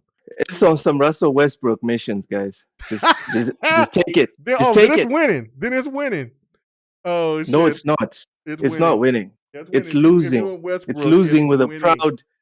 It's losing with a proud, smug look on his face. I cannot wait for Westbrook statue to get built out here in Oklahoma City, man. Oh man, that strength, man. It's a tough man. Bro, are you trying to get me off? Are you trying to get me off the podcast? I mean, are we talking sports again? All right, here we go. Sorry. Anybody have any last points about the Forspoken thing before we move on to the let it go. Wait. Are you getting it? Are you getting it? Mr. X, are you getting it? Are you going to get it? Are you going to get it? No. Oh. You see me play. I heard it. I support Japanese games. So you know what I'm saying. So I'm gonna get it. The only game I'm really getting. I'm getting on PC. Call of Duty. I'm getting the new Call of Duty. That's about it. I'm getting it on PC. I'm not getting on PlayStation. Well, I don't have a PlayStation 5 yet, so therefore and it won't be on PlayStation 4, so therefore I got to get it on. Because I'm not waiting for 2 years to play the game because I probably won't care by that time. So. Yep. 4 years. No. Oh yeah. Well, shit. Maybe forever if Sony gets Square Enix. So, but anyway, right, maybe forever. forever. Oh man, that's vicious. Forever. Man. So speaking of forever, Xbox punches back saying PlayStation has paid for games to stay off of Xbox and Game Pass. Is this is this smart from Sony? Or is this foul practice for Sony's strategy that has been helpful for them overall through all these years? Because it is true what Xbox said. They punched back after him. After Sony sit there and which is trying to throw a monkey wrench into the whole Activision deal. But I'm glad that Xbox punched back. But is it just business? I'm finna go to you on this one. Sir X-Men first. Is this just business? Because of just how Sony just make these moves and how they've been doing it? Or is this foul practice? Do you feel that what they're doing is just like, man, this needs to change? Uh-oh. So X-Men? What happened? I don't know. He said sorry, I was on mute. My bad. Oh man, yeah, boy, you almost done. You might as well just go ahead and go to bed. Let me alone. No, I'm not sleepy. You know what I'm saying? I mean, shit, we only got one more topic after this. I just pulled a hams, man. Okay. Hams do that shit all the time. He does. But, you know what I'm saying? But Ham don't say that he's on drugs though. You know what I'm saying? So I know that you feeling it. So go ahead. But what do you think, man? Cool. What do you think? No, I just feel like Sony's played that game for so damn long. And I'm gonna be real. Give me a sound bit for this one. Uh-oh. Now the shoe is on the other foot. And they come crying. And Microsoft threw it right back at them. And they pretty much said, we're not going to take your bullshit this round. We're not going to take it this round. You know, we're doing what we're supposed to do just like you do what you're supposed to do over there. Don't come at us just case. Because if you had the money to buy Activision, you would buy it, Sony. And you would not see any Call Man, Call of Duty would be day one just for PlayStation. Oh, that's what would happen. No doubt. You know what I'm saying? So it's and that would get them. And Sony would be saying it's a non-essential game. Yep, and you would not see it on Xbox whatsoever. So you know you can't live by that sword that you throw out there and not expect someone to throw a shield at you and stab you back. You know, and I'm just glad Microsoft stood up, man, and it makes me proud. You know, they're not taking that shit. Makes you proud to be an American? Oh, you know me, buy American, baby. Let's go. Talk that boomer talk, brother. Talk it. Buy American, baby. Represent. That's boomer. That's boomer. That's boomer talk right there. Ford. Yeah. Well, I drive an American car. I've been saying all my cars are Dodges, baby. Yeah, my cars are Dodge. So yeah, and then, but my wife drives a Monster. What car do you drive now? Yeah, what kind of car do you drive? I drive a Range Rover. That's normal for that area. They need that. That is normal out there. There's we don't have most of our roads are not well paved. So everybody needs a 4x4 in the city. A 4x4 out there, yeah. So why get a Range Rover? Why don't you get a Ford or a Chevy? Why don't you buy American out there? You know what I'm saying? You guys don't sell well here. So what happens is the maintenance, like buying parts and shit, it's close to impossible. Yeah, it's like buying a Toyota in the U.S. But you also say buying certain Japanese cars or German cars out here. Yeah, like getting parts is like they may have the parts, but they're not going to be cheap when you go. They're not. Yeah, they'll get the part, but that shit is not going to be cheap. But yeah, but go ahead, continue, Sir X-Man. No, I'm just saying that you know, Microsoft fought back, and I'm proud. You know, and it's just one of them lessons that Sony need to learn. You can't throw it out, but seems like you just can't dish it. You know, when it comes back at you. You know, and you want to cry about it. It is what it is. Deal with it. Move the fuck on. Man. You handle your side, and Microsoft's gonna handle their side. You've been waiting to say that for a couple of decades, huh? Not really. I'm doing this shit on the fly, bro. Trust me, I like PlayStation. I grew up on PlayStation. But the shit that they doing now, man, makes me not want to buy a PlayStation. I'm being honest with you. I don't like playing games with games that should come out on all consoles. I don't like that shit. You know, and they've done some dirty stuff before too. And some of the fans are actually slowly starting to see it, not the diehard fans, but some of their people that play PlayStation. Don't say fans. Fans short for fanatics, right? No, you got fans of PlayStation, but you got some fans that got both consoles now. And from what I hear, a lot of them are enjoying Xbox. Sony doesn't like that shit. They don't like it because if you buying software and you're making friends over here, and it's easier to make friends on Xbox Live. It is not hard at all, dude. Yeah. Yep. You know, you learned that is absolutely correct. The only reason I'm here is because of him. Yeah. That is absolutely correct.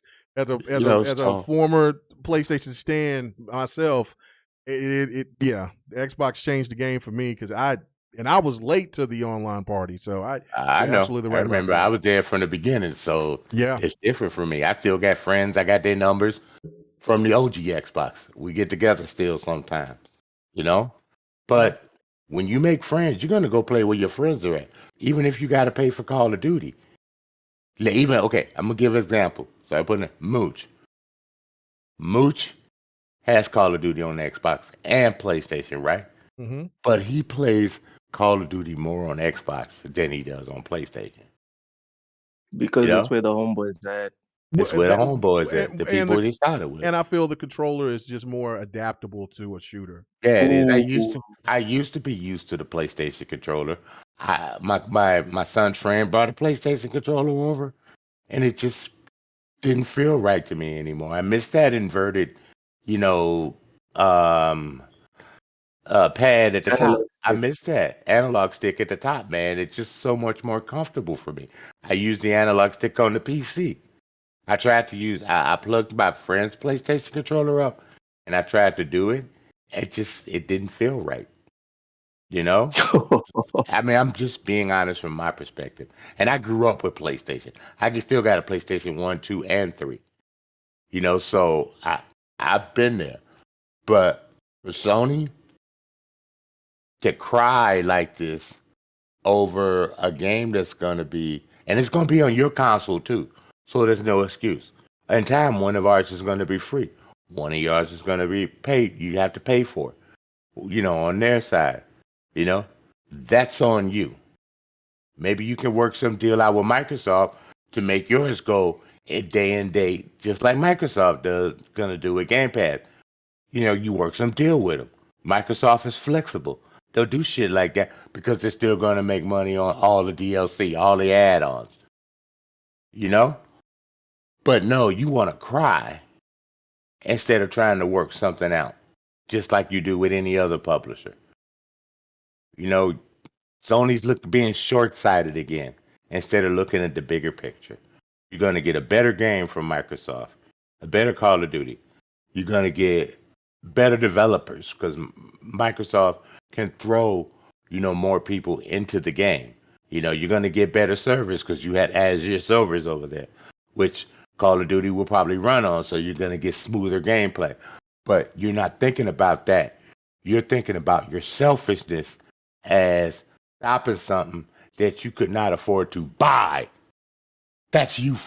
That's your fault, and not anybody else's. You spent all this Grandpa, money on real holding man. games. You spent a lot of money on Stand back. holding That man, games back. man got it. Holding games back from another He ain't got console, shit. and you wasted that money when you could have had your money build, and made a profit on some of the games, not your exclusives, but some of the games being on other consoles. You short-sighted Square Enix by trying to keep it exclusive. Square Enix could have made so much money with Final Fantasy VII if it had been on Xbox. But what did you do? You put them in the hole because you just paid for them to be exclusive instead of making a few more million sales on another console. That's on you. So you're going to screw Square Enix again. If you keep it exclusive, you ain't going to make no money. Microsoft saying, we're going to give you Call of Duty because we want to make our money. That's smart business. But you don't see that. And that's about all I got to say, dude. I'm off with this topic, man. I'm off with this topic because I'm about to go the fuck off. He heated, man. I'm done. Finish him. You are heated, That man. man is hot. He's hot. Turn on hot, the hot. AC, bro. I don't. Turn on the you AC. My whole life, over there, man. I do not like double standards. That is the worst thing that I hate in the world. I can do it, but you can't do it. I don't like that shit. I got to get on my girl about that bullshit too. Oh my goodness. Oh my.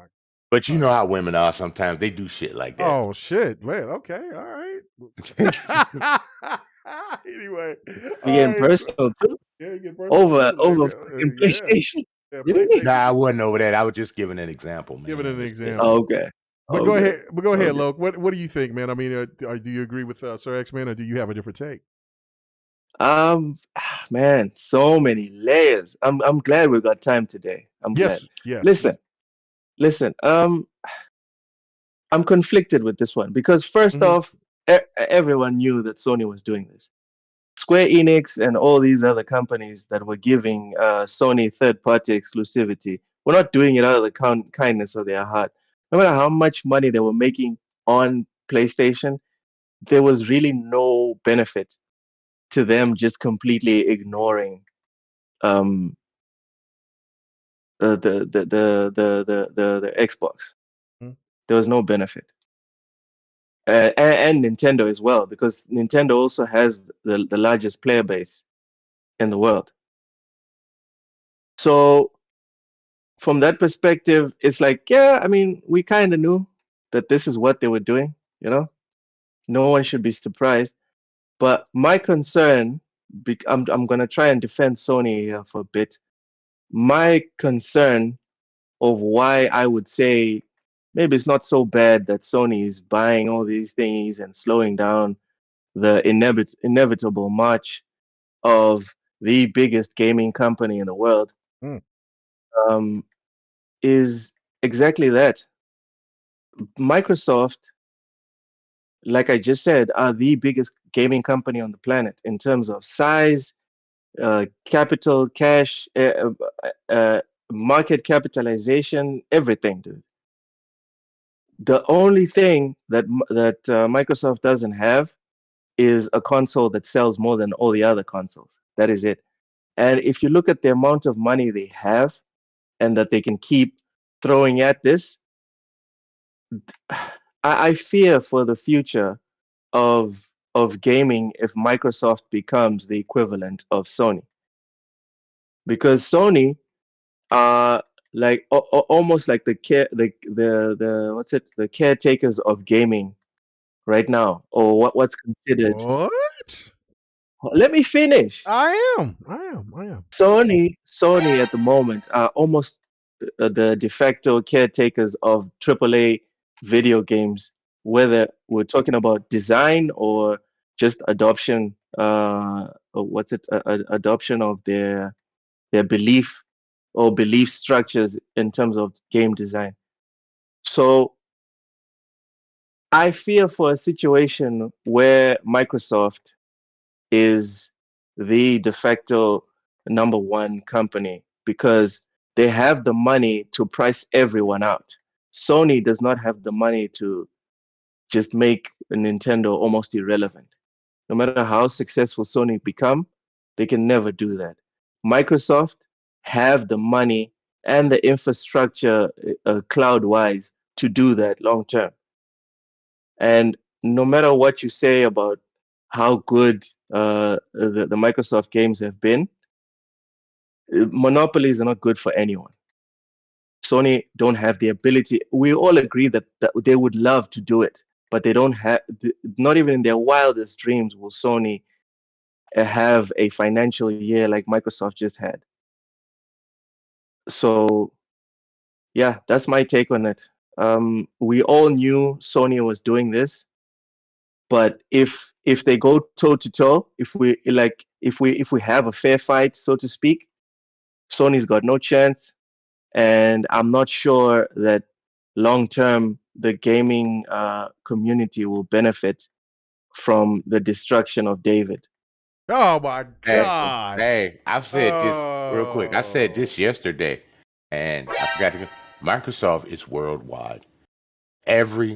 Almost 90% of the PCs run Windows. Even the PCs that Sony uses run Windows. So yeah, it's like, just so you can get a good picture of what's up, of what's cooking. You can't. There's no way you can dominate that kind of revenue that comes in every single month from Microsoft. You know, Sony's in a hard road, man. And like I said, what did BG say a long time ago? He's like, you don't want to wake up the sleeping Goliath. That was not a joke. Like that. Yeah, the sleeping giant. Yeah, the sleeping giant. And that was no joke. They woke them up. You know, there probably would have been no Game Pass if Sony didn't make this such a big competition giant thing. You know, and you know, you sparked something in that company that should have never been unleashed. Should have never been unleashed. You know, it's like somebody pissed off me and K Mega, and we let them slide for a little bit. We let them slide for a minute, but after a while, we like, I got to beat this motherfucker's ass. I got to put this motherfucker in his place, and this is exactly what's happening. Now I'm done. Take it away, K Mega.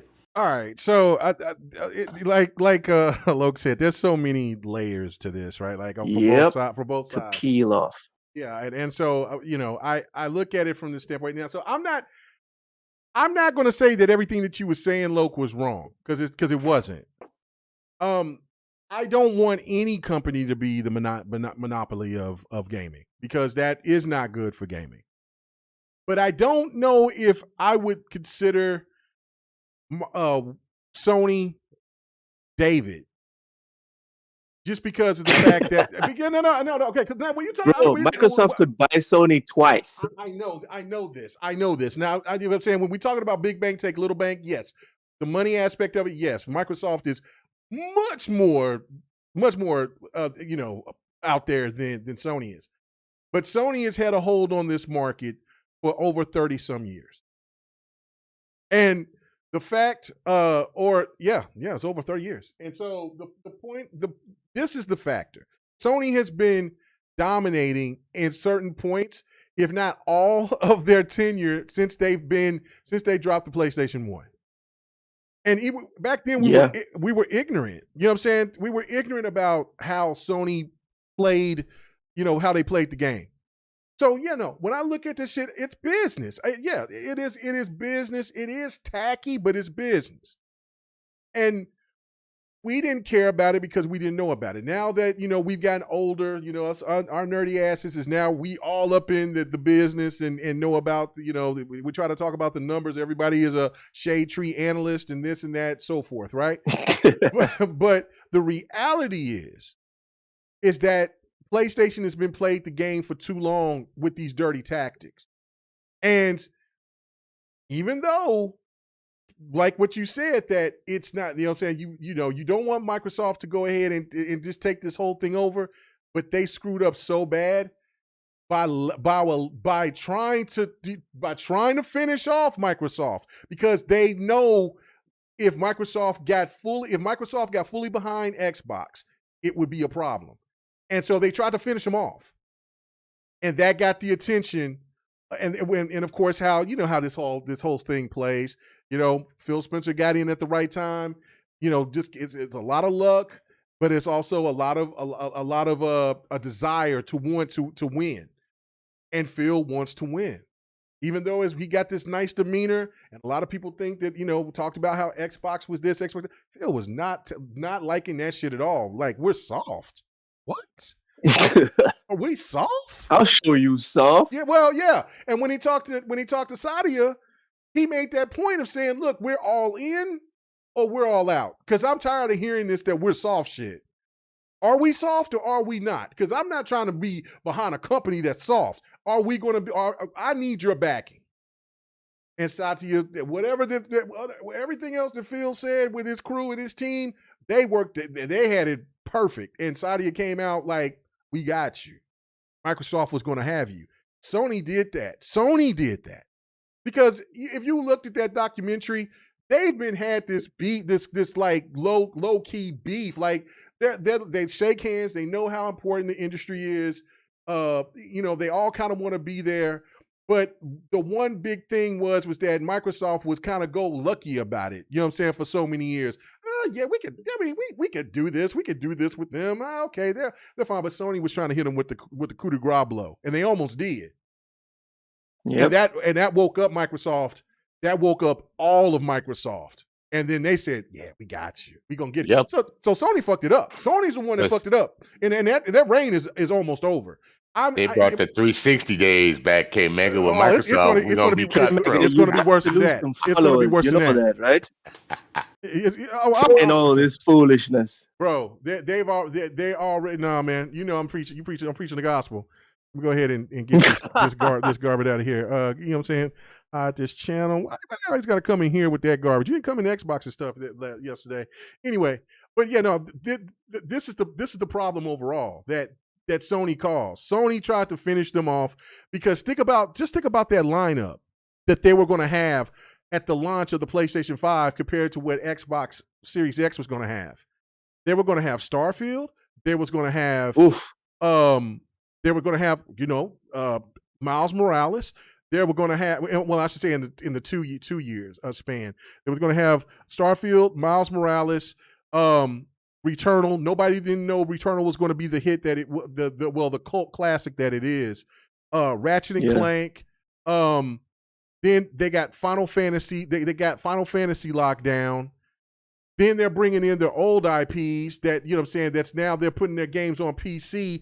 Then they're also going to do a service of their own. They tried to lie to everybody and tell everybody the service didn't matter. Then they were doing a service on their own. And they would have Ghostwire Tokyo, Deathloop.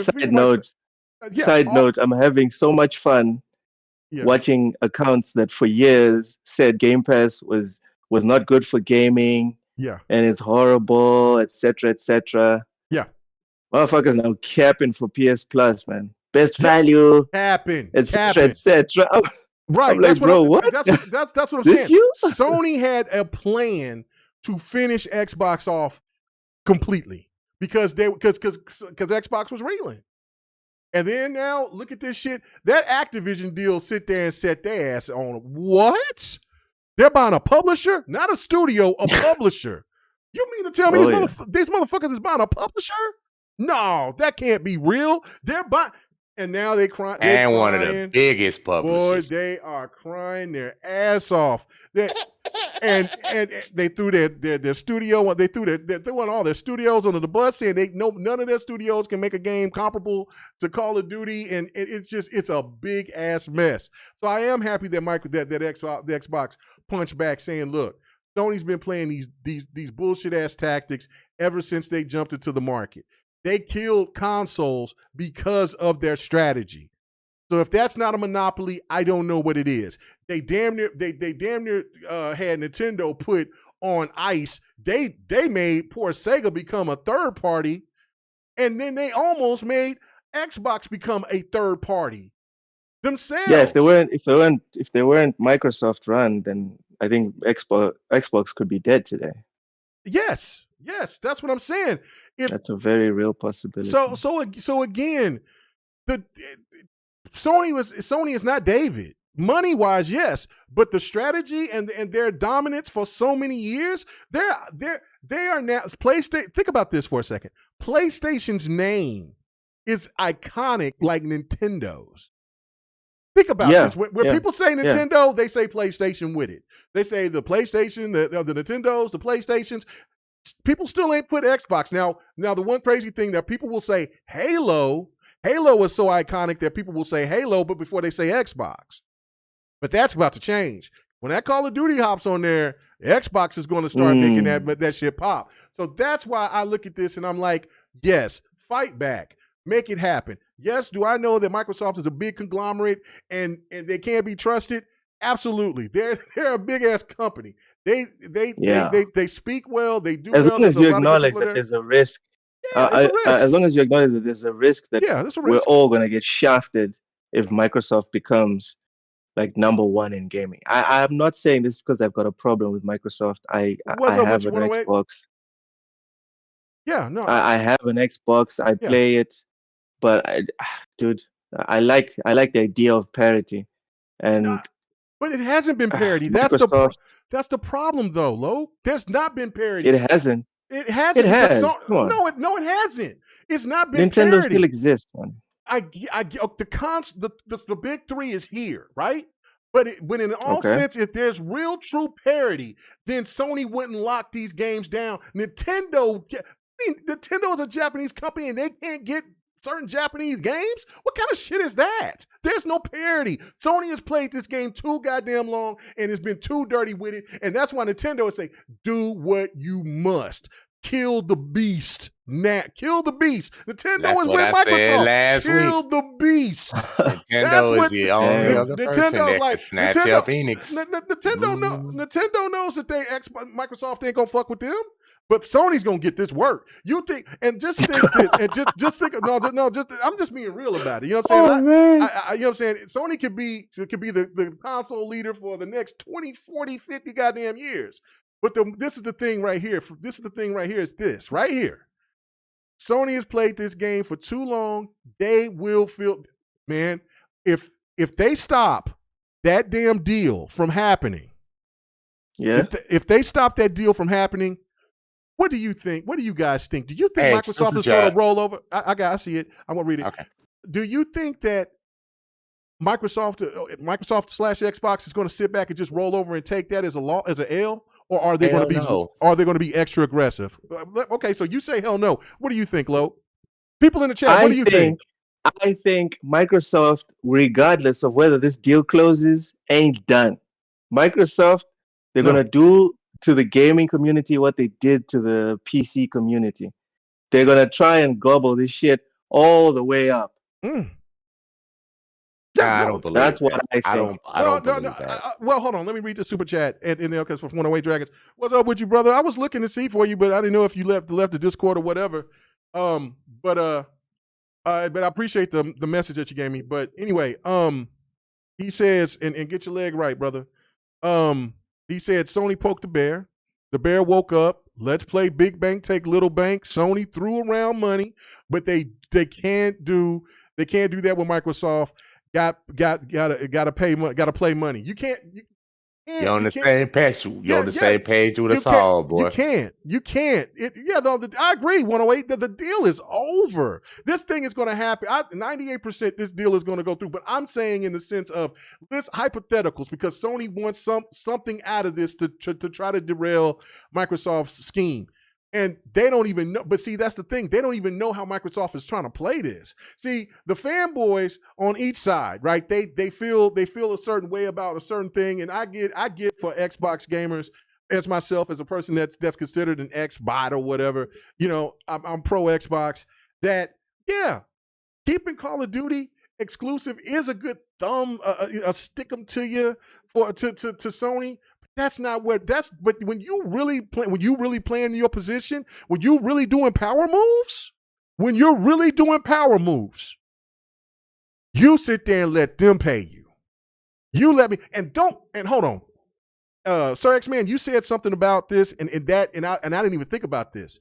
You said Call of Duty is going to use those Azure servers. Yeah.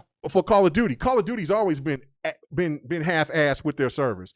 Yeah, they have. What if Microsoft sits there and tells Sony, man, you know what? You know that deal that we've been working on the Missouri servers, man? We're going to probably have to charge you a little bit extra since we're going to be putting Call of Duty on your shit. Or if you know what I'm saying? Or if you can't pay that, then that's fine. We'll have Azure servers and you'll just get the regular service that's always been there. Sony will be in there. So we're going to have to go Sony up gonna sign that check. $80. They're going to be like, we're going to have to go up to $80 because we got to help pay for the servers. And check this out. If they do some shit like that, right, and Xbox still throw that game at $60 and have that game on Game Pass, what do you think? If Sony knows that it does, Xbox is like, no, we're going to put Call of Duty on everything. See where it'll still be on they're Steam. They're going to make it so prohibitive. Be on Steam. And people are going to be practically forced to play on Xbox. That's what they're going to do. Yes. Sony has made themselves the odd man out because Microsoft is cool with Steam. Yeah. They're actually, even though Sony got a little percentage of Epic, they're cool with Epic, and they're cool with Nintendo. Yeah. Sony's the only one that's not playing ball correctly. No, they haven't. You might end up seeing your ass out on any perks. If anything happens to Sony in that type of light, I don't want them to go out of business though. This is what's going to happen to Sony if something like that happens. If something bad like that, Sony will become third party, or Sony will get bought out by somebody that's more powerful. That has about the same amount of money, if not more, than Microsoft, and that would be either Tencent or Apple or Google. That's it. That's it. Or Amazon. I shared a screenshot. I shared a screenshot from Statista, and essentially, even Apple is not as big. That's like, there's not that much of a big difference. No, it's not that much of a difference. Yeah. Apple is still above Microsoft, but the difference is not as big as it was. It used to be Microsoft was on 1.8 trillion. And Apple was close to about 2.5. Now Apple's on 2.6. Microsoft is now on 2.2. They're about the same. I mean, it's still, and if you think about that kind of money, that's still a lot of money, dude. Yeah, it's a lot of money. Trillions. We're talking about trillions, guys. That's a lot of that, boy. That's way beyond my comprehension. Let me read these super chats. What'd you say? Oh, Ham's in here. Yeah, we've been going so long. Ham finished his damn podcast. Okay, with Phantom Kraken, you know what I'm saying? He says if it happens, Microsoft and AMD, you know what that means. Oh yes. See, and we ain't talked about AMD. Like AMD is we know NVIDIA is still the king right now. But really, that three-headed monster out there with NVIDIA, Intel, people don't really talk about Intel no more. It's usually just about AMD or NVIDIA, and NVIDIA is the number one. But Microsoft and NVIDIA, yeah, that shit would be a good marriage. I use Intel. And then our boy Operations man, I hope you're doing good on the road, brother, man. He says, dope show as always. Also good to hear 108 is recovering well from surgery. He must don his New York uniform and rock the Timbs for years to come. Oh my goodness. And then 108 again, man, appreciate it, brother. He says Microsoft was owning Activision Blizzard. It's only 3% of the market, so it can't be ruled as a monopoly, but they will be number one publisher in the world. No, absolutely. Is there anyone in the chat that's on PlayStation side? Jesus. Listen, okay, this is the thing. Like, man, nobody wants PlayStation to go away. I'm still going to support PlayStation. Hell, I mean, I bought 3 Spider-Mans, bro. I got Spider-Man. You gotta admit, Sony put themselves in this shit. But that's what I was going to say. Sony There's no denying it. Listen, Thank you. There's no denying. Yeah, for every action, guys, it's simple physics. For every action, there's an equal and opposite reaction. And that reaction is coming hard and ramming them up the bazoo, baby. Well, they're just getting that. Listen, this is just like anything in reality in the world. I've said this. Olympus will fall. You know what I'm saying? America's not going to be the number one country forever. You know what I'm saying? So Rome was not. Rome fell. You know what I'm saying? Egypt fell. Bro, it is. Listen, Sony will fall. It's going to happen, and it's going to happen. It's not. It's just the nature of the beast. You are not going to beat You mean somebody. their dominance is going to fall, not Sony. Just their dominance. Listen, bro, if PlayStation falls, if PlayStation is in a position where they can't compete, and they're always in third place, what do you think is going to happen to Sony? I can't see Sony leaving the game, man. That would just be. Sony will sell that bitch in a heartbeat.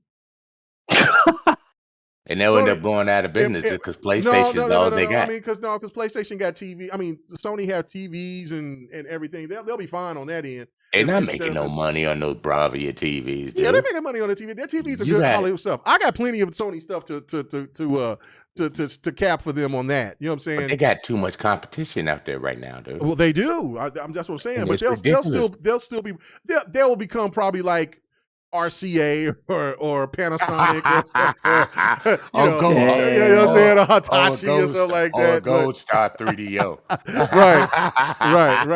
Right. So let me see. Oh, here Fahim, he says y'all talking stupid, bro. We talking facts. Now he comes in. 108 Dragons. He said those the facts. Yes, I own some good stuff about Sony. He said I own a PlayStation 5 also. Listen, man. Hams, what do you think of the last topic? Yeah, Ham. What do you got to say, brother? Bro, all I gotta say is Sony ain't doing nothing but buying time. Bust the cap in that ass, baby. Bust the cap in that ass. Shit. That's what I'm saying. Hey. Like they're buying my time. God. They're trying.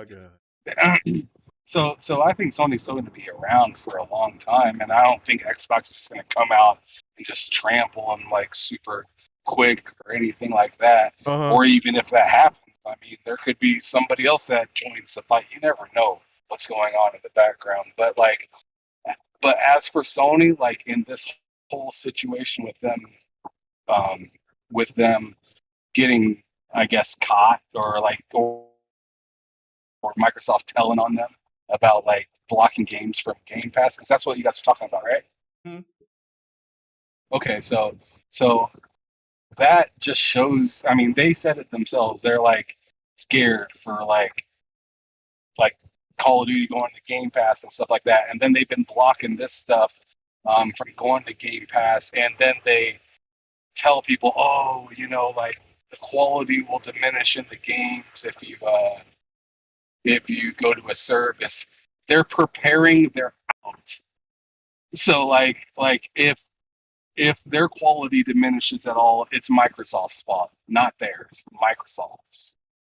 Microsoft put them in a bad situation to where they had to do that kind of stuff. And oh my goodness, look at us now. We're all on subscription service. No one owns games anymore, and no one's buying games anymore. Our sales are going down further and further and further. And it's all because we had to make a subscription service for you guys, and we can't sustain it. Like PlayStation went on ahead and got these games off of Game Pass by, or not like by, but to give them more, to give themselves more time to catch up and be able to, because you best believe Sony's going to be able to start dropping day one on their service and stuff like that. They're gonna have to compete.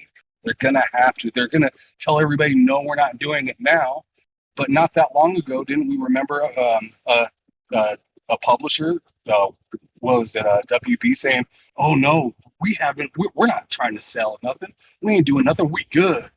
And then they turn around and say, yo, we open business. We got a garage sale. Yep. Like these companies follow the dollar. They don't follow your feeling. So it is what it is. Like, we're going to see something, we're going to see a heavy change within the next few years in gaming, and the way that you, the way you use your time and money is going to be a lot different. But do y'all think Sony has the money to sustain their new system? No. That's what I'm saying. No, they don't, and that's why they go into these. You think Sony does? I think they do. I think they do, but they can't compete as fast as Microsoft can. Okay, so I agree with that. Yes, they have the money, but will Sony? Keep going. Well, okay, yeah, I agree. I need to change that as well. They have the money. Sony is $1 trillion company. The fact of it is that do they, like you was just making the point, will Sony, the company, do that for PlayStation? Will they see that is viable for them to put that type of resource behind PlayStation, like you're saying? How fast, They did say it's going to take about 4 to 5 years to catch up with Game Pass. Do they have the kind of money that they want to put into that to take it that long? Well, that's what Ham Solo. Go ahead, Ham. Finish what you were saying. Yeah. So I'm just saying, like, dude, like Sony got, they got crazy money and whatnot. I'm not gonna say they don't at all, but like Microsoft has doubled down, and I don't think Sony was actually prepared for them to double down because they thought they got him with that last like stab right into the into the chest, and then Xbox is like, yo, we got Bethesda, and they're like, excuse me, like like Sony's but what? Yep. Let me read they this. got Activision and Blizzard, and they're like, not the bread and butter. And they went on ahead and said, guess what? We're going for Call of Duty. And they're like, oh. Yep. Let me read these super chats. 1-1. Let me read the super chats right fast. 108 again. He says Sony buying them timeshares in the desert. Yes, facts. he is not lying. Man. And 108. Anytime that you want to come into the thing, man, like I was looking for you because I knew that you've been off, and I was like, and when you hit me up and saying that Yobi couldn't be on, I was like, well, shit, I was looking for you to give you the highlight to see if you wanted to come in or whatever. But I didn't see your name, so you just hop back into the Discord. You know what I'm saying? You come back and you come in anytime you want. So the same thing with Op. But okay, going to Op, he said Sony's feeling the pressure so much that if you talk smack to them on Twitter, they'll block you and ask Twitter to delete your account. Holy shit. I didn't. Wow. I mean, I knew they were like that with the Last of Us 2 shit. They were flagging channels and doing everything, and then I think that they were because of spoilers, right? Yeah, because of spoilers and stuff, and that caused a lot of controversy. But let me ask you guys this question, and the people in the chat as well. Don't you think that maybe there is a fatigue for these single-player AAA IPs? Don't you think that maybe PlayStation? No, for PlayStation fans, for you know what I'm saying? Like, I mean, these numbers are not looking good, bro. The PlayStation is selling like hotcakes. And these numbers ain't looking hot, man. You know what I'm saying? God of War is their only savior, bro. Because I don't feel that this Last of Us remake is gonna do amazing numbers either. It'll have a great start, but it's gonna fall flat in my opinion. I just don't think people are committed to pay that $70 like that for that game when they've already bought it twice before. And you know what I'm saying? So the people that will buy it are the people that most likely haven't played it or gone through it and beat it. But the other people will wait until it's a sale, or they'll just like, man, I wait till that shit get on PS Plus since I'm already paying for that. God of War is the only game they got left, to me, in my opinion. And God of War is going to sell. Now, I'm not saying that game is not going to that's going to flop or anything.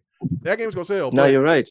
You're right. It is literally, like, personally, it's the only game I'm going to buy or that I'm looking forward to right now buying.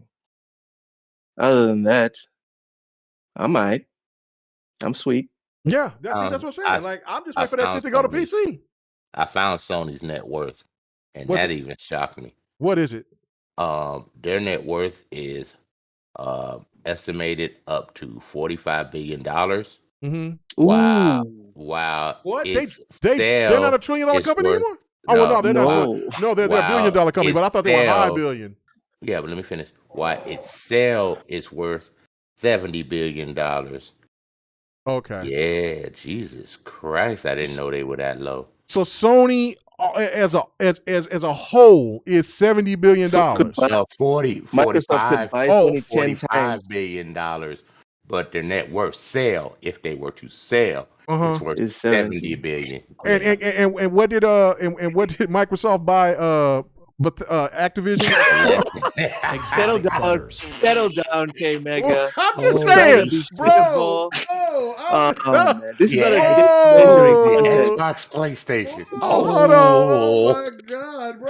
No. I just want to answer X-Men one more time, man, just so the people can hear that shit. You know what I'm saying? Okay, so how much is Sony if they decide to sell? Net worth is $45 billion.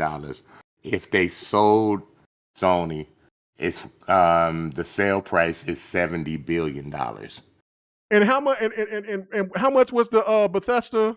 I mean, I'm sorry. How much was this Activision? 78 billion, 78 billion point 8 for Bethesda. 7. Everybody got quiet. Or 7. 78 billion point 8. No, Bethesda was 68. Bethesda was 68. I remember. The Activision, the Bethesda bill was 70 billion, I think. Yeah, the Bethesda bill was 70 billion. The Bethesda wasn't more than the Bethesda one was now. No, it was 7 billion. It was 7 billion for Bethesda. Okay. But it was 78. 6.8 billion. 6.8 billion. I just say 7 billion. Yeah. I thought it was You're right. 68. But I thought it was 68 billion for the. All right, but no, the Activision one was 78 billion. It was huge. Look at us counting cents for $80 billion company. I know we're shade tree analysts, but I know this. I may not be the smartest tool in the shed, but I know this. That money that Activision is worth more than Activision Bethesda's worth more than Sony. The whole company. Hold it, real quick, bro. Since I read that, do you really think Sony? You can pull it up yourself and research it. I just did just now. But do you think Sony is able to?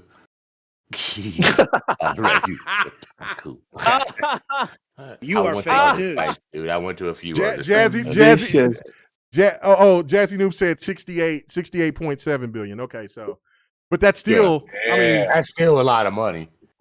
It's okay. Anyway, so Microsoft could buy them. Actually, that's the price of buying Sony right there. If you think about it, 70 billion. Yeah. Okay. So at that amount of money, real quick, do you really think that Sony will have the finances to sustain their Game Pass for 4 to 5 years to try to get it up to where we're at? That's the thing. That is a very good question. Because PlayStation gamers are conditioned to play single player games. They're not. I mean, they play, and as a person that has played has been a diehard PlayStation fan for a lot of years, it is hard to get out of. That's why it took me so long to get into online gaming. Once I started playing on the Xbox, I didn't start playing on Xbox Live for real. I mean, I should say, like, technically, that's what I'm saying. Get on the Xbox Live to play online games until the 360, and that was like in 2012. So, like, that's one of the things that I wonder is the PlayStation community as a whole. They're so put in this position to where they like what they like. They don't want anything to really change. And if they start getting all these online games, will they be sociable like Xbox is? And I just don't see that. I just don't. I don't. Jazzy confirmed it, K-Mega. He looked too. He just looked at it. There it is in print, baby. Yep, but that's a 7.5. Okay, so let me read this from 108 Dragons. Let me read this from 108 Dragons. He said, I said that in the chat. He says they're not a trillion. I know that was my mistake. I thought they were close to the trillion, but I said it completely wrong. I said $1 trillion company. He said $1 trillion company, Activision Blizzard, is worth more than 76.7 billion. The deal of 7 bill for a ZeniMax deal. Microsoft can buy Sony facts. And then 108 says again, several times. Yeah. Oh yeah, he said facts. That's his line. Jesus. And he sent a link to it too. Yeah, Microsoft can buy Sony with their allowance money. Facts. And then he said Gerard Mack. That's their monthly money right there. Mr. Mack, he says Sony market cap worth 109 billion, 109.928 billion. And my God, man. You know what I'm saying? He says, wait for oh my God. Antisocial K Mega. Man, I'm not antisocial. No, I'm just saying. We just preaching the truth here, brother. We just preaching the truth. I mean, listen. We go and get them facts, baby. We go and get them facts here. Let me just make this point right here. You know that I'm not lying about this. For people who do have a PlayStation, how many people, even though that they are PlayStation fans, when they do come over to play on Xbox, that they might just come into the party to chat with Xbox gamers, but they're playing their PlayStation? You know that happens a lot, because you know why they chat on Xbox? Because they don't chat that much on PlayStation. Hey man, my boy Tax, who is a diehard PlayStation fan, he's always in the chat on Xbox, and he's sitting there like, man, he just said that the other day when we was sitting there, we was in a party, and he was sitting there talking like, yo, bro, it's like, he says, man, he said I'm over there, and I talked to a few people, but it's just not like it is over here. So. These guys are going with. Yeah, I saw that too. They're about that as well. They're going with market share value. You know what? Let me go low. Do you buy a console so you can talk to motherfuckers? Yes, we do. Yeah. Yes, we do. Xbox it's changed the game for me like that. Like I love Twitter. Y'all ever heard about Facebook? Oh man, yeah. Hey. Yeah, but Jerome is right. I saw that in the description, but that's their market share value. If you go in and buy all the stocks and everything, the other one is just pure cash to buy out, and what's their cash value worth? Market share and cash is two totally different things. Wow. 108 says peeps don't like facts. All cap. LOL. It's okay. It is. It's fucking. Wait, is he saying I'm the one that doesn't like facts? No, he said that the people that was talking about Fahim and shit, like, just they don't like the facts. Like, I mean, these are just facts. We're not. Listen, I understand that it sounds like bashing Sony, but it's not. Like, nobody said Sony was trash. Sony was awful. Look, when Xbox was down, everyone was dumping on them, and it was fine. Dumping on them now. Yeah. But you know what? I mean, even through all this situation, when Xbox is now in a position to really shock it all, the Sony, you know what I'm saying? I'm still not going to say PlayStation's trash or anything like that. I support Sony. I do. I buy their shit. So the thing Hello? Did I just cut off? No, you didn't cut off. Yeah. All right. You know what I'm saying? But I mean, it is what it is, man. It is what it is. All right, let's get to our last topic so we can get the hell out of here. But man, that was a fantastic topic. It's just, you need to clip that. You need to clip that and just put that in as a commentary. I should just shop everything else and just have that be the part of the conversation. But I mean, yeah.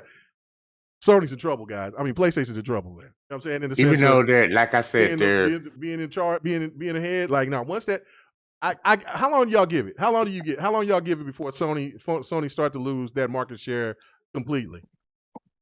How long y'all give it?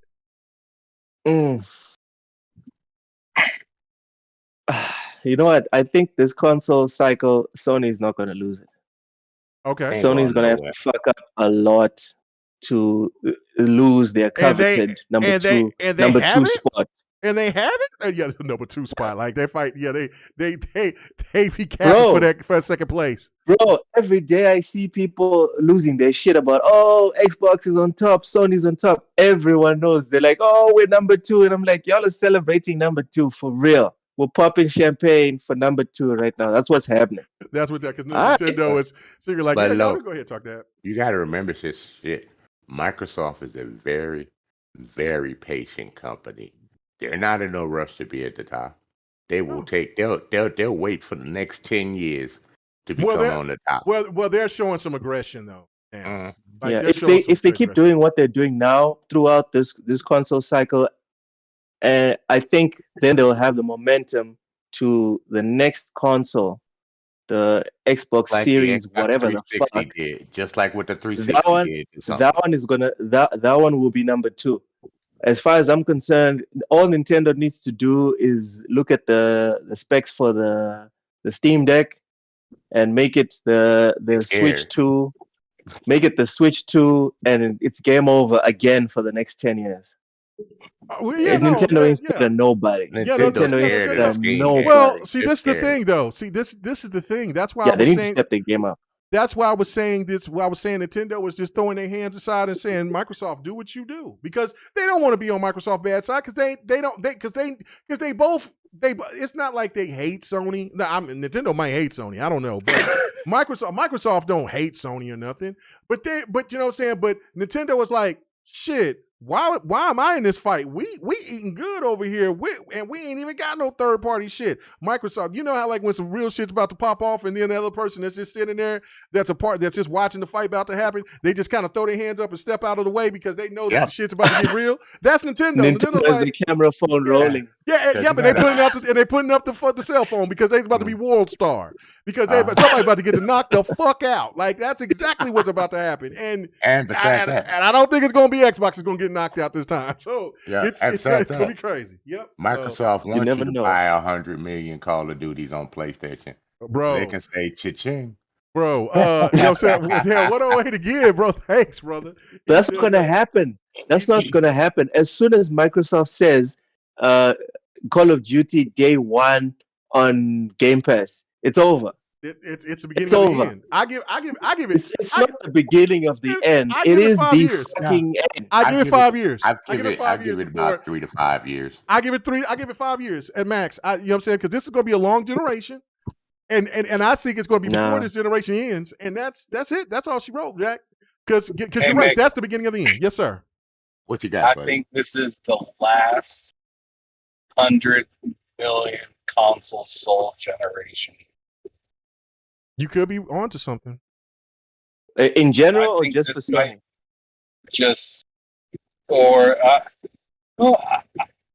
In general, I think because the direction that Xbox is going, they're going so. I'm okay. Maybe Nintendo might, bust it open again. Yeah, Nintendo will bust it. But that's because they're always in their own league. But I'm talking about between Xbox and PlayStation. This is going to be the last. Yeah, right. This is going to be the last 100 million console sold generation for either one of them because they're already getting you ready to play another area. They're already making the move, and depending on how hot PC gaming and cloud gaming gets, it might just flip gaming upside down. Yeah, that's a great segue to get to the next point, but I got to read this super chat from 108 again. He says, we buy consoles and we are sociable at the same time. There is no there's no first party online community to speak to each other. Facts. Oh, wait, COD, it's number 1. Oh, yes. COD literally is the number 1 game on PlayStation. That's Dragon's favorite game. That's what I'm saying. K-Mega, that's why I'm saying. We got him. The caveat to what I said that if Xbox continues as they are, they might have a chance to be second by the end of the generation. Dude, if Xbox, after they close this COD deal, if Xbox decide to just come out and say, guys, Call of Duty is $70 on PC and PlayStation, and it's coming day 1 to Game Pass. They're not going to fuck over PC. It's over. They're not going to fuck over PC. It's over. It's going to be 60 on PC. It's going to be PC. Consoles will still be regardless. The point is, if it's day 1 on Game Pass, the same day that Sarah Bond or Aaron Greenberg or whoever decides to announce, the day they announce that shit, that is it. That is the day. It's going to be 2 years from now. We will mark as the end. 2 years from now. Yeah. Hold on. 2 years from now is when the deal runs out for multi-platform games from Call of Duty on PlayStation. There's no limitation. There's no limitation on Xbox saying, no, y'all can have COD, But on Game Pass, whoever has Game Pass and an Xbox, day one, baby, and all these little perks and whatever, and dude. The day they say that it's over, that is the day we can all say, in the name of the Father, the Son, and the Holy Spirit, we lay PlayStation to rest. Hold on, let me play it. Hold on, wait. Okay, say that again. Say those words again, please. Oh, fuck that. Nah, man. That just happened. It just came out, man. I'm not trying to rehearse this shit. Yo, my God. In the name of the Father, the Spirit, and the Holy Ghost. No. In the name of the Father, the Son, and the Holy Spirit, we lay PlayStation to rest. No, you're supposed to say, and the Holy Xbox, we lay Sony to rest. Christ, it's just a plastic box. It's just a plastic box. Ain't nothing holy about this. Oh my God! Play the trumpets from the Halo gods. You know. Actually, the best one would be, in the name of the Father, the Son, and the Holy Bill Gates. We lay PlayStation to rest. Because really, if this actually happens, guys, that'll be it. We can rewind all the way back to 2001 with The Rock and Bill Gates on that stage, and Bill Gates saying, "We came to stay." Wow, this is going to be confirmation of that if someone at Xbox actually announces that it's day one on Game Pass. Oh yeah. Well, okay. So check this out, They're gonna though, have too. 30 for 30 on Xbox. I swear to God. Oh, bro, they would. Hold on, let me read this. Let me read this super chat from 108 again. He said, "Premium experience." He says, "will always be on console." Yeah, no, he's right. No, he's right. Not premium, convenient. Well, because premium's PC. We were talking about frames per second and all this other stuff before the show even started. Come on. Well, but see, okay, but there's hold on. Let's break this down though. Xbox is PC. Yeah. Consoles are comparable Xbox to is everything. to PCs. You know what I'm saying? Both of these consoles comparable. Because most people, their PCs aren't as powerful as these new consoles right now. Most of them aren't. They're only doing 1080p. They ain't doing 4K gaming. They don't have HDR. They don't, you know what I'm saying? Like, not everybody has a 3060, a 3080, 3090. I got a 3060. You know what I'm saying? No, one thing, dude, you're conveniently skipping over. You're conveniently skipping over the biggest issue with this whole thing about PC gaming. Yeah. Frames per second, bruv. For anyone that's ever played 60. I mean, dude, if you've played 60, never mind 120. If you've played 60, it changes the entire experience. Have you played Tekken on 60 frames per second?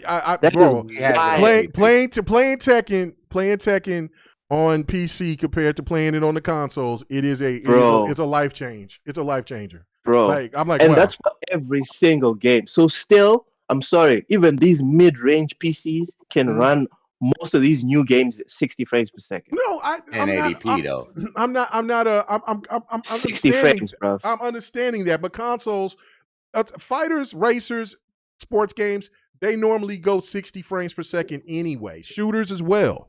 Like, it's only on console. No. On consoles, yes. Oh, yes, console, yes, they do. They run 60. Yeah. War goes for 60. Really? Huh? All fighters. God of War is 60 frames. We're not talking about. I'm not talking. I was saying single player games. This generation. Single player games are still 30, and you might could get a performance boost to where they could do 60 or 120 frames. But sports games, fighters, racers, and shooters, they're all 60. Yeah, racing games have always they're been all 60. They're all 60. Even in the 360, and these both consoles are comparable. That's what I'm saying. Like, the gap between the gap is always going to be further ahead on PC. It's still there. But the consoles are starting to make that push to get closer. You know what I'm saying? So that's why I feel that this generation. What we're talking about right now? Ain't this what we're talking about with PlayStation and Xbox, and everyone realizes or accepts that, okay, right now, PlayStation is still the fact. Regardless of how small the margin is, there is a margin. So please K-Mega and Grandpa, can y'all chill? Can you just accept You PC? started this war. I Even got a mid-range, PC. I'm even not tripping mid-range about it. I got a PC. badass I'm PC, good. and I'm I run good. 60 to 100 But and something frames but a second. but the Go one thing that's the on 3 problem. screens. Yeah, but the one thing that's the biggest problem though, Loke, is You and that your 3 screens, is man. that console gamers are not going to go to a PC. They'll play around with a PC. I got a badass PC, even though my card is a 2070. But you know what I'm saying. But it's still my PC kicks ass. You know what I'm saying. But the point of the matter is that I'm going, and even when I upgrade my PC to get a 20, you know what I'm saying, whatever the new thing, the new hype that's going to be, not the $1,500 card, and I'm not paying that much for no damn GPU, but but the one thing that will always be is the console. As long as they keep making consoles, there will always be buyers, and they will always. And I will because I prefer playing my games they're on convenient. They're convenient, right? Automatic they're plug and play. updates. You ain't got to go through all that drama. Plug and play. Actually, K-Mega, that's why I was gonna say when you said that, was it you or was it Mr. Rex who said that Nintendo is scared of the Steam Deck? Nintendo is not afraid of the Steam Deck. Oh, that was Deck, Mindbender that said that. That was okay, Dr. Mindbender. The reason why Nintendo is not afraid of the Steam Deck is the same reason consoles aren't really afraid of PC. Right. Because although they're both handhelds, for the layman it looks like the same thing, but this one is more powerful. That's not how it works. No. The consoles, the Nintendo is a console you just plug and play. With the Steam Deck, you need to do a whole bunch of modifying and installing of apps, and you need to figure out how a whole bunch of stuff works. You don't just buy and play, which is the difference between PC and console. You know what's going to be a problem? Because Steam Deck 2 is talking about having a SIM card in their console. You know, like a 5G or a 4G SIM card. If they do that, and people could play really anywhere and not have to look for nobody's Wi-Fi, that could be a damper on Nintendo. And like, I could play really. That ain't no. Nah, it ain't gonna hurt Nintendo. Nah, bro. But the it reason ain't gonna hurt. No, I'm not saying it's gonna hurt Nintendo because Nintendo is large no matter where you go. You know why Nintendo is not going to get hurt by it? It's because of their IPs. Right, that's not what I'm saying. The point I'm saying is just like Sony gets a lot of their ideas and still concepts from Xbox, I can see Nintendo on the next iteration of this console. We kept it hard for Xbox today. Yeah, but I can see Nintendo stealing some ideas from the Steam Deck and implementing them on their console. It's like all the companies do that. They see something that is working over here. I think it'll work the other way around. I think it'll work the other way around because Nintendo is not known for evolving, guys. Come on, this is the same company that still doesn't have like standard online games. No, till today. We ain't going about the online. They'll do a little bit better, but they don't have to. I'm talking about track record. You're talking about a company that's going to take stuff and then implement it on their own stuff. Yeah. Nintendo is playing to their own drum. These guys are paying zero attention to anyone else. That's why bro. Nintendo's the only company that will sell you cardboard and then tell you to make it yourself. Yep, that's Nintendo. That's so Nintendo. Let me read the super chat. I'm not even reiterating my point. I'm going to read the super chat, but we're not even going to talk about this last topic, man. We got, what I'm saying, we just going to let it go. But anyway, but What Away Dragons, man, thank you again. He says, make a PC for $500 that could do what a PS5 can do, and I have a super high end PC and own an 8K TV. I want premium PC players. Don't spend premium as a whole. Facts. No, they don't. That was the whole point. I got a fax for you though, Lemon. For the price of the PlayStation that you can't find, except for like $1,000, $1,012, $1,300, you could make a PC. This is powerful right now. as a PlayStation for the price that's out there. But yeah, that's that. But he's talking about just retail price. Like, no, you Yeah, ain't good going to luck make a finding PC. that one, dude. Yeah, you're not going to make a PC that's comparable to the PlayStation 5 or the Series X. You know what I'm saying? Not at regular price, no. Yeah, or the 6X. You might can make something 500 that's comparable, maybe to the Series S. Because you know what I'm saying. But I mean, it's going to be real tight. Yeah. You might have to spend a little bit. You might have to spend maybe about another $30-$40 more, something like that. But just for some RAM or some cheap shit. Yeah. But you know what I'm saying? You're gonna definitely put some cheap parts in that bitch, but it's definitely not but yeah, I don't know, man. I don't know. But anybody got any last thoughts on this? Because I mean this has been a fantastic topic. I didn't know we was gonna go that hard on it, but I mean, look, man, this from everything missed the else. one when we first started. Ham should have been there, boy. Oh, yeah, we talking about that list. Tomorrow, I'm going to be making that top 10 fighters list. I can't wait for what people's reaction is going to be because my brother from IGN Africa, he was trying to cap for his brethren out there for IGN, but they ain't doing shit. They whoever he or she did not put their name in there. That should tell you right there. That's an indication that they did not have confidence in their own list. That right there. You'll see my name when I do my top 10. So, you know what I'm saying? It is what it is. But Ham Solo, appreciate it, brother, man, for you just popping in for the last 30 minutes or so. You know what I'm saying? But, haven't saying a few words. Where can they find you at, man? Oh, yeah. You can find me HamSolo05 Gaming on Twitter. You can definitely conversate with me there. My DMs are open. If you were trying to get on one of the shows with me and Loke, we have a channel on YouTube called They Said We Said, but if you're looking it up, it goes by TSWS Gaming.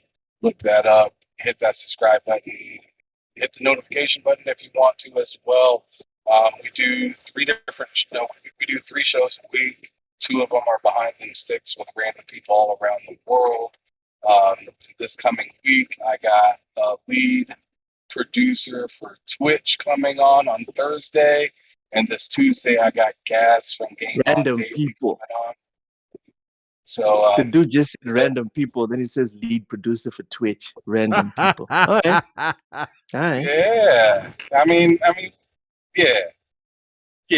So come through, check it out. I've actually been telling people if they have any questions about like to ask us, because I mean I'm out here trying to support everybody, including content creators. So if you guys have questions that you need me to ask him while I have him on the show, I'm more than happy to check out the question that you got and then pass it along to him, especially if you're trying to grow your channel.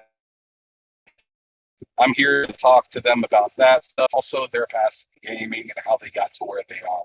I'm almost at episode 80 right now. I've been hitting it hard, and I haven't even been doing this for a year yet. So I've been putting out a lot of work. And then definitely come check out Meatloaf and Kosi Beluga on Fridays on Full Sitting. We do a pre-show on Twitter in Spaces for about an hour, starting at 1:30 in the Lord's time, 2:30 Eastern, and then at 3 o'clock in the Lord's time, 4 o'clock Eastern, we got Full Sitting, the actual show where Meatloaf, Kosi Beluga are on camera with sometimes with one other guest, and we have these weird quizzes that Loaf likes to give at the end of them. Kosi's always eating something funky as hell, and me and Loaf are always and swallowing. talking shit. Oh yeah. Come on. Oh my goodness, but yeah. So that's where you can find me, definitely. We work.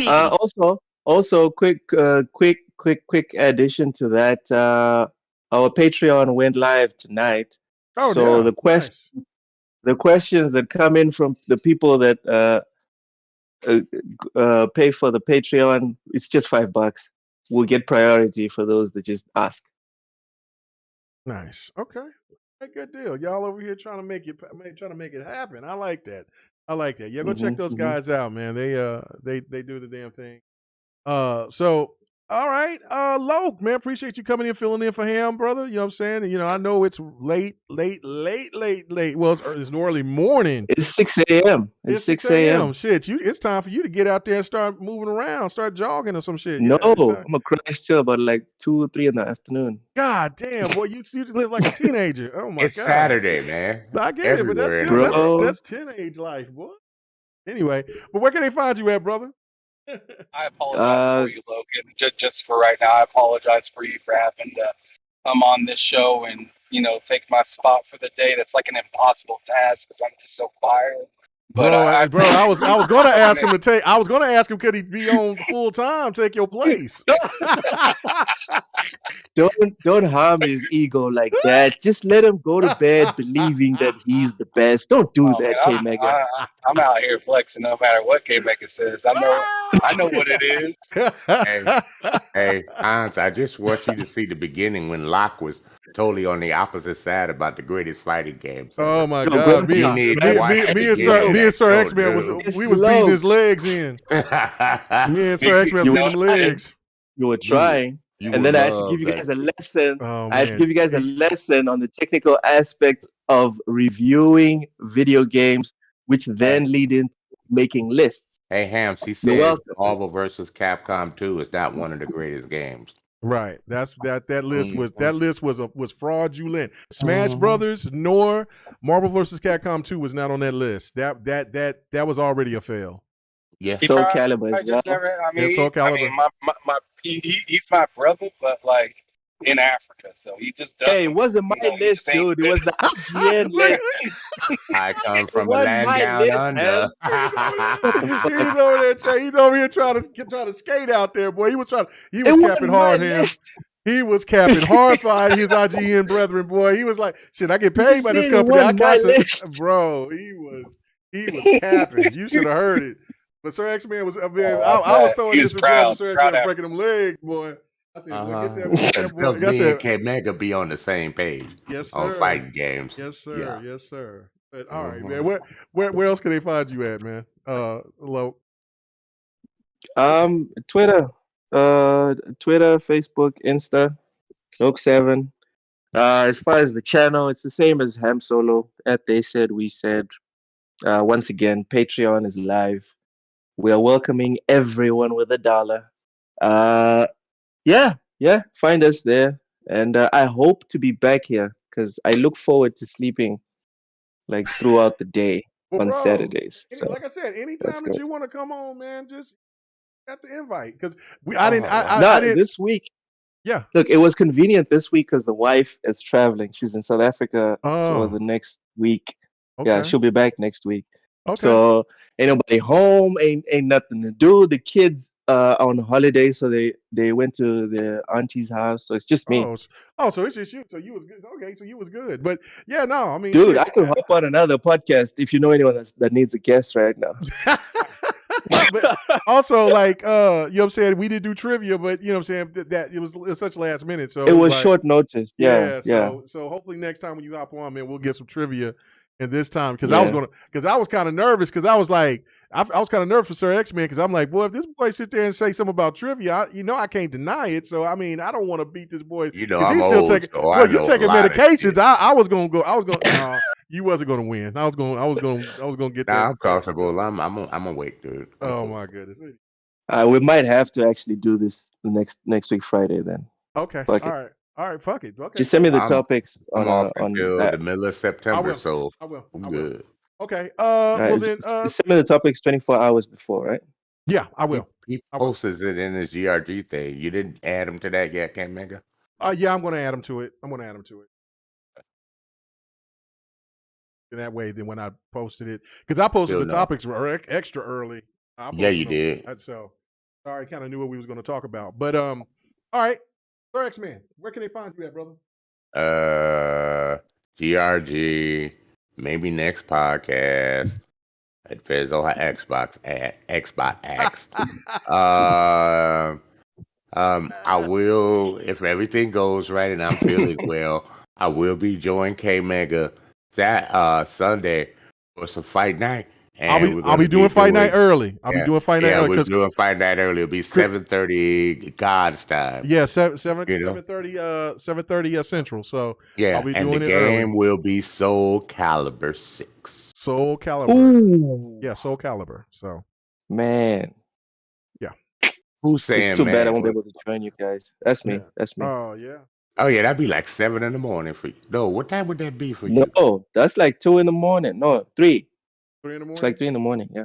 Yeah, we have like an come in for a 8 minute. or 9 I'm hours gonna have difference. to do a fight. Fuck no, I have work on Monday, dog. Oh shit, yeah. I'm gonna have to do a. You're gonna have to tell me your schedule so I can try to do a. I'm gonna have to eventually do a midday fight day. Yeah, like a fight night, fight day, whatever. Or when football season comes on Sunday, you can forget it. We should do like football spaces. Oh well, I mean, shit. Oh we shit! could do When did I Football, start? NBA. Yeah, we could do that. I'll be down for that. I'm down for that. I'm down for that. So I can sit there and I could teach y'all some sports because y'all the only thing y'all know out there in Africa is soccer. Seem like, you know what I'm saying, maybe some baseball. I don't know, but anyway. Oh crap. Stereotyping. It's time for us to hop Stereotyping. K-Mega is bugging right now. Oh man, 108 Dragon said you can find X-Man at the senior citizens home. God damn, bro. I'll send you my legs work, bro. Oh goddamn. Okay, so I'll send that invite to you in GRG in the GRG DM 108. And then if you feel free, since you might have some free time, since you got that big ass leg that's hurting right now. You got some, you know what I'm saying? Hopefully, you know, you'll get better, but you know what I'm saying, that fat ass bunion of yours ain't gonna ever get right. So hey, if you want to come on, I like that tattoo. It'll be great. I like that tattoo you put on, bro. That shit was hot, Lemon. Oh, the 108? That shit was nice. Yeah, that shit was nice, dude. So yeah, it'll be extra wild, especially if Loke is in here, because I could just, and Yobi comes in here, so it's gonna be very confrontational and very fun. So, I can see Loke and Lemon getting into it. I can see that shit, bro. Well, Loke is going to definitely challenge. Loke is going to definitely challenge Lemon, and Yobi's going to come in, and then it's going to be just a free fall. And I can just sit back. I'll probably might have me some drink next week. You know what I'm saying? I just sit back and just chill. Hey, you'll be fun. You'll be fun. Yeah, you just got to be the referee. You don't have to be the referee, dude. So it'll be good. But anyway, but all right, guys, we about to get the hell out of here, man. I was supposed to be done in like 2 hours. I'm going to jump back on this Spider-Man with this Xbox controller. On PC. Yeah, be careful at work, man. man. We had a good time, man. We out, man. Everybody knows, man. Look, man. Shit. I mean, you know, it's too late now. People should already be in the club doing what they doing. But hey, if you ain't left yet, you know what I'm saying? And y'all better get ready to go. Go do your damn thing. Wear protection, you know what I'm saying? But always, you know what I'm saying, support y'all dudes out and ladies out there getting their pants off, dance off, you know what I'm saying? Just stay safe. All right, man. Are we clear to say that now? Oh yeah, we back saying that. Yeah, we back to saying the pants off. Yeah, we clear. Yeah. The restrict now. You got to watch out for monkeypox. So you know. Yeah, you do. So you better watch out. So I mean, but you know, I don't know. But anyway, all right, we out of here. Peace. We out. Oh, good. Hey, thanks for checking out the GRG podcast. All your gaming news and our special topic of the week. Make sure to join us every Friday night, 8:30 p.m. Eastern, 9:30 p.m. Central, 6:30 p.m. Pacific. This was the GRG podcast.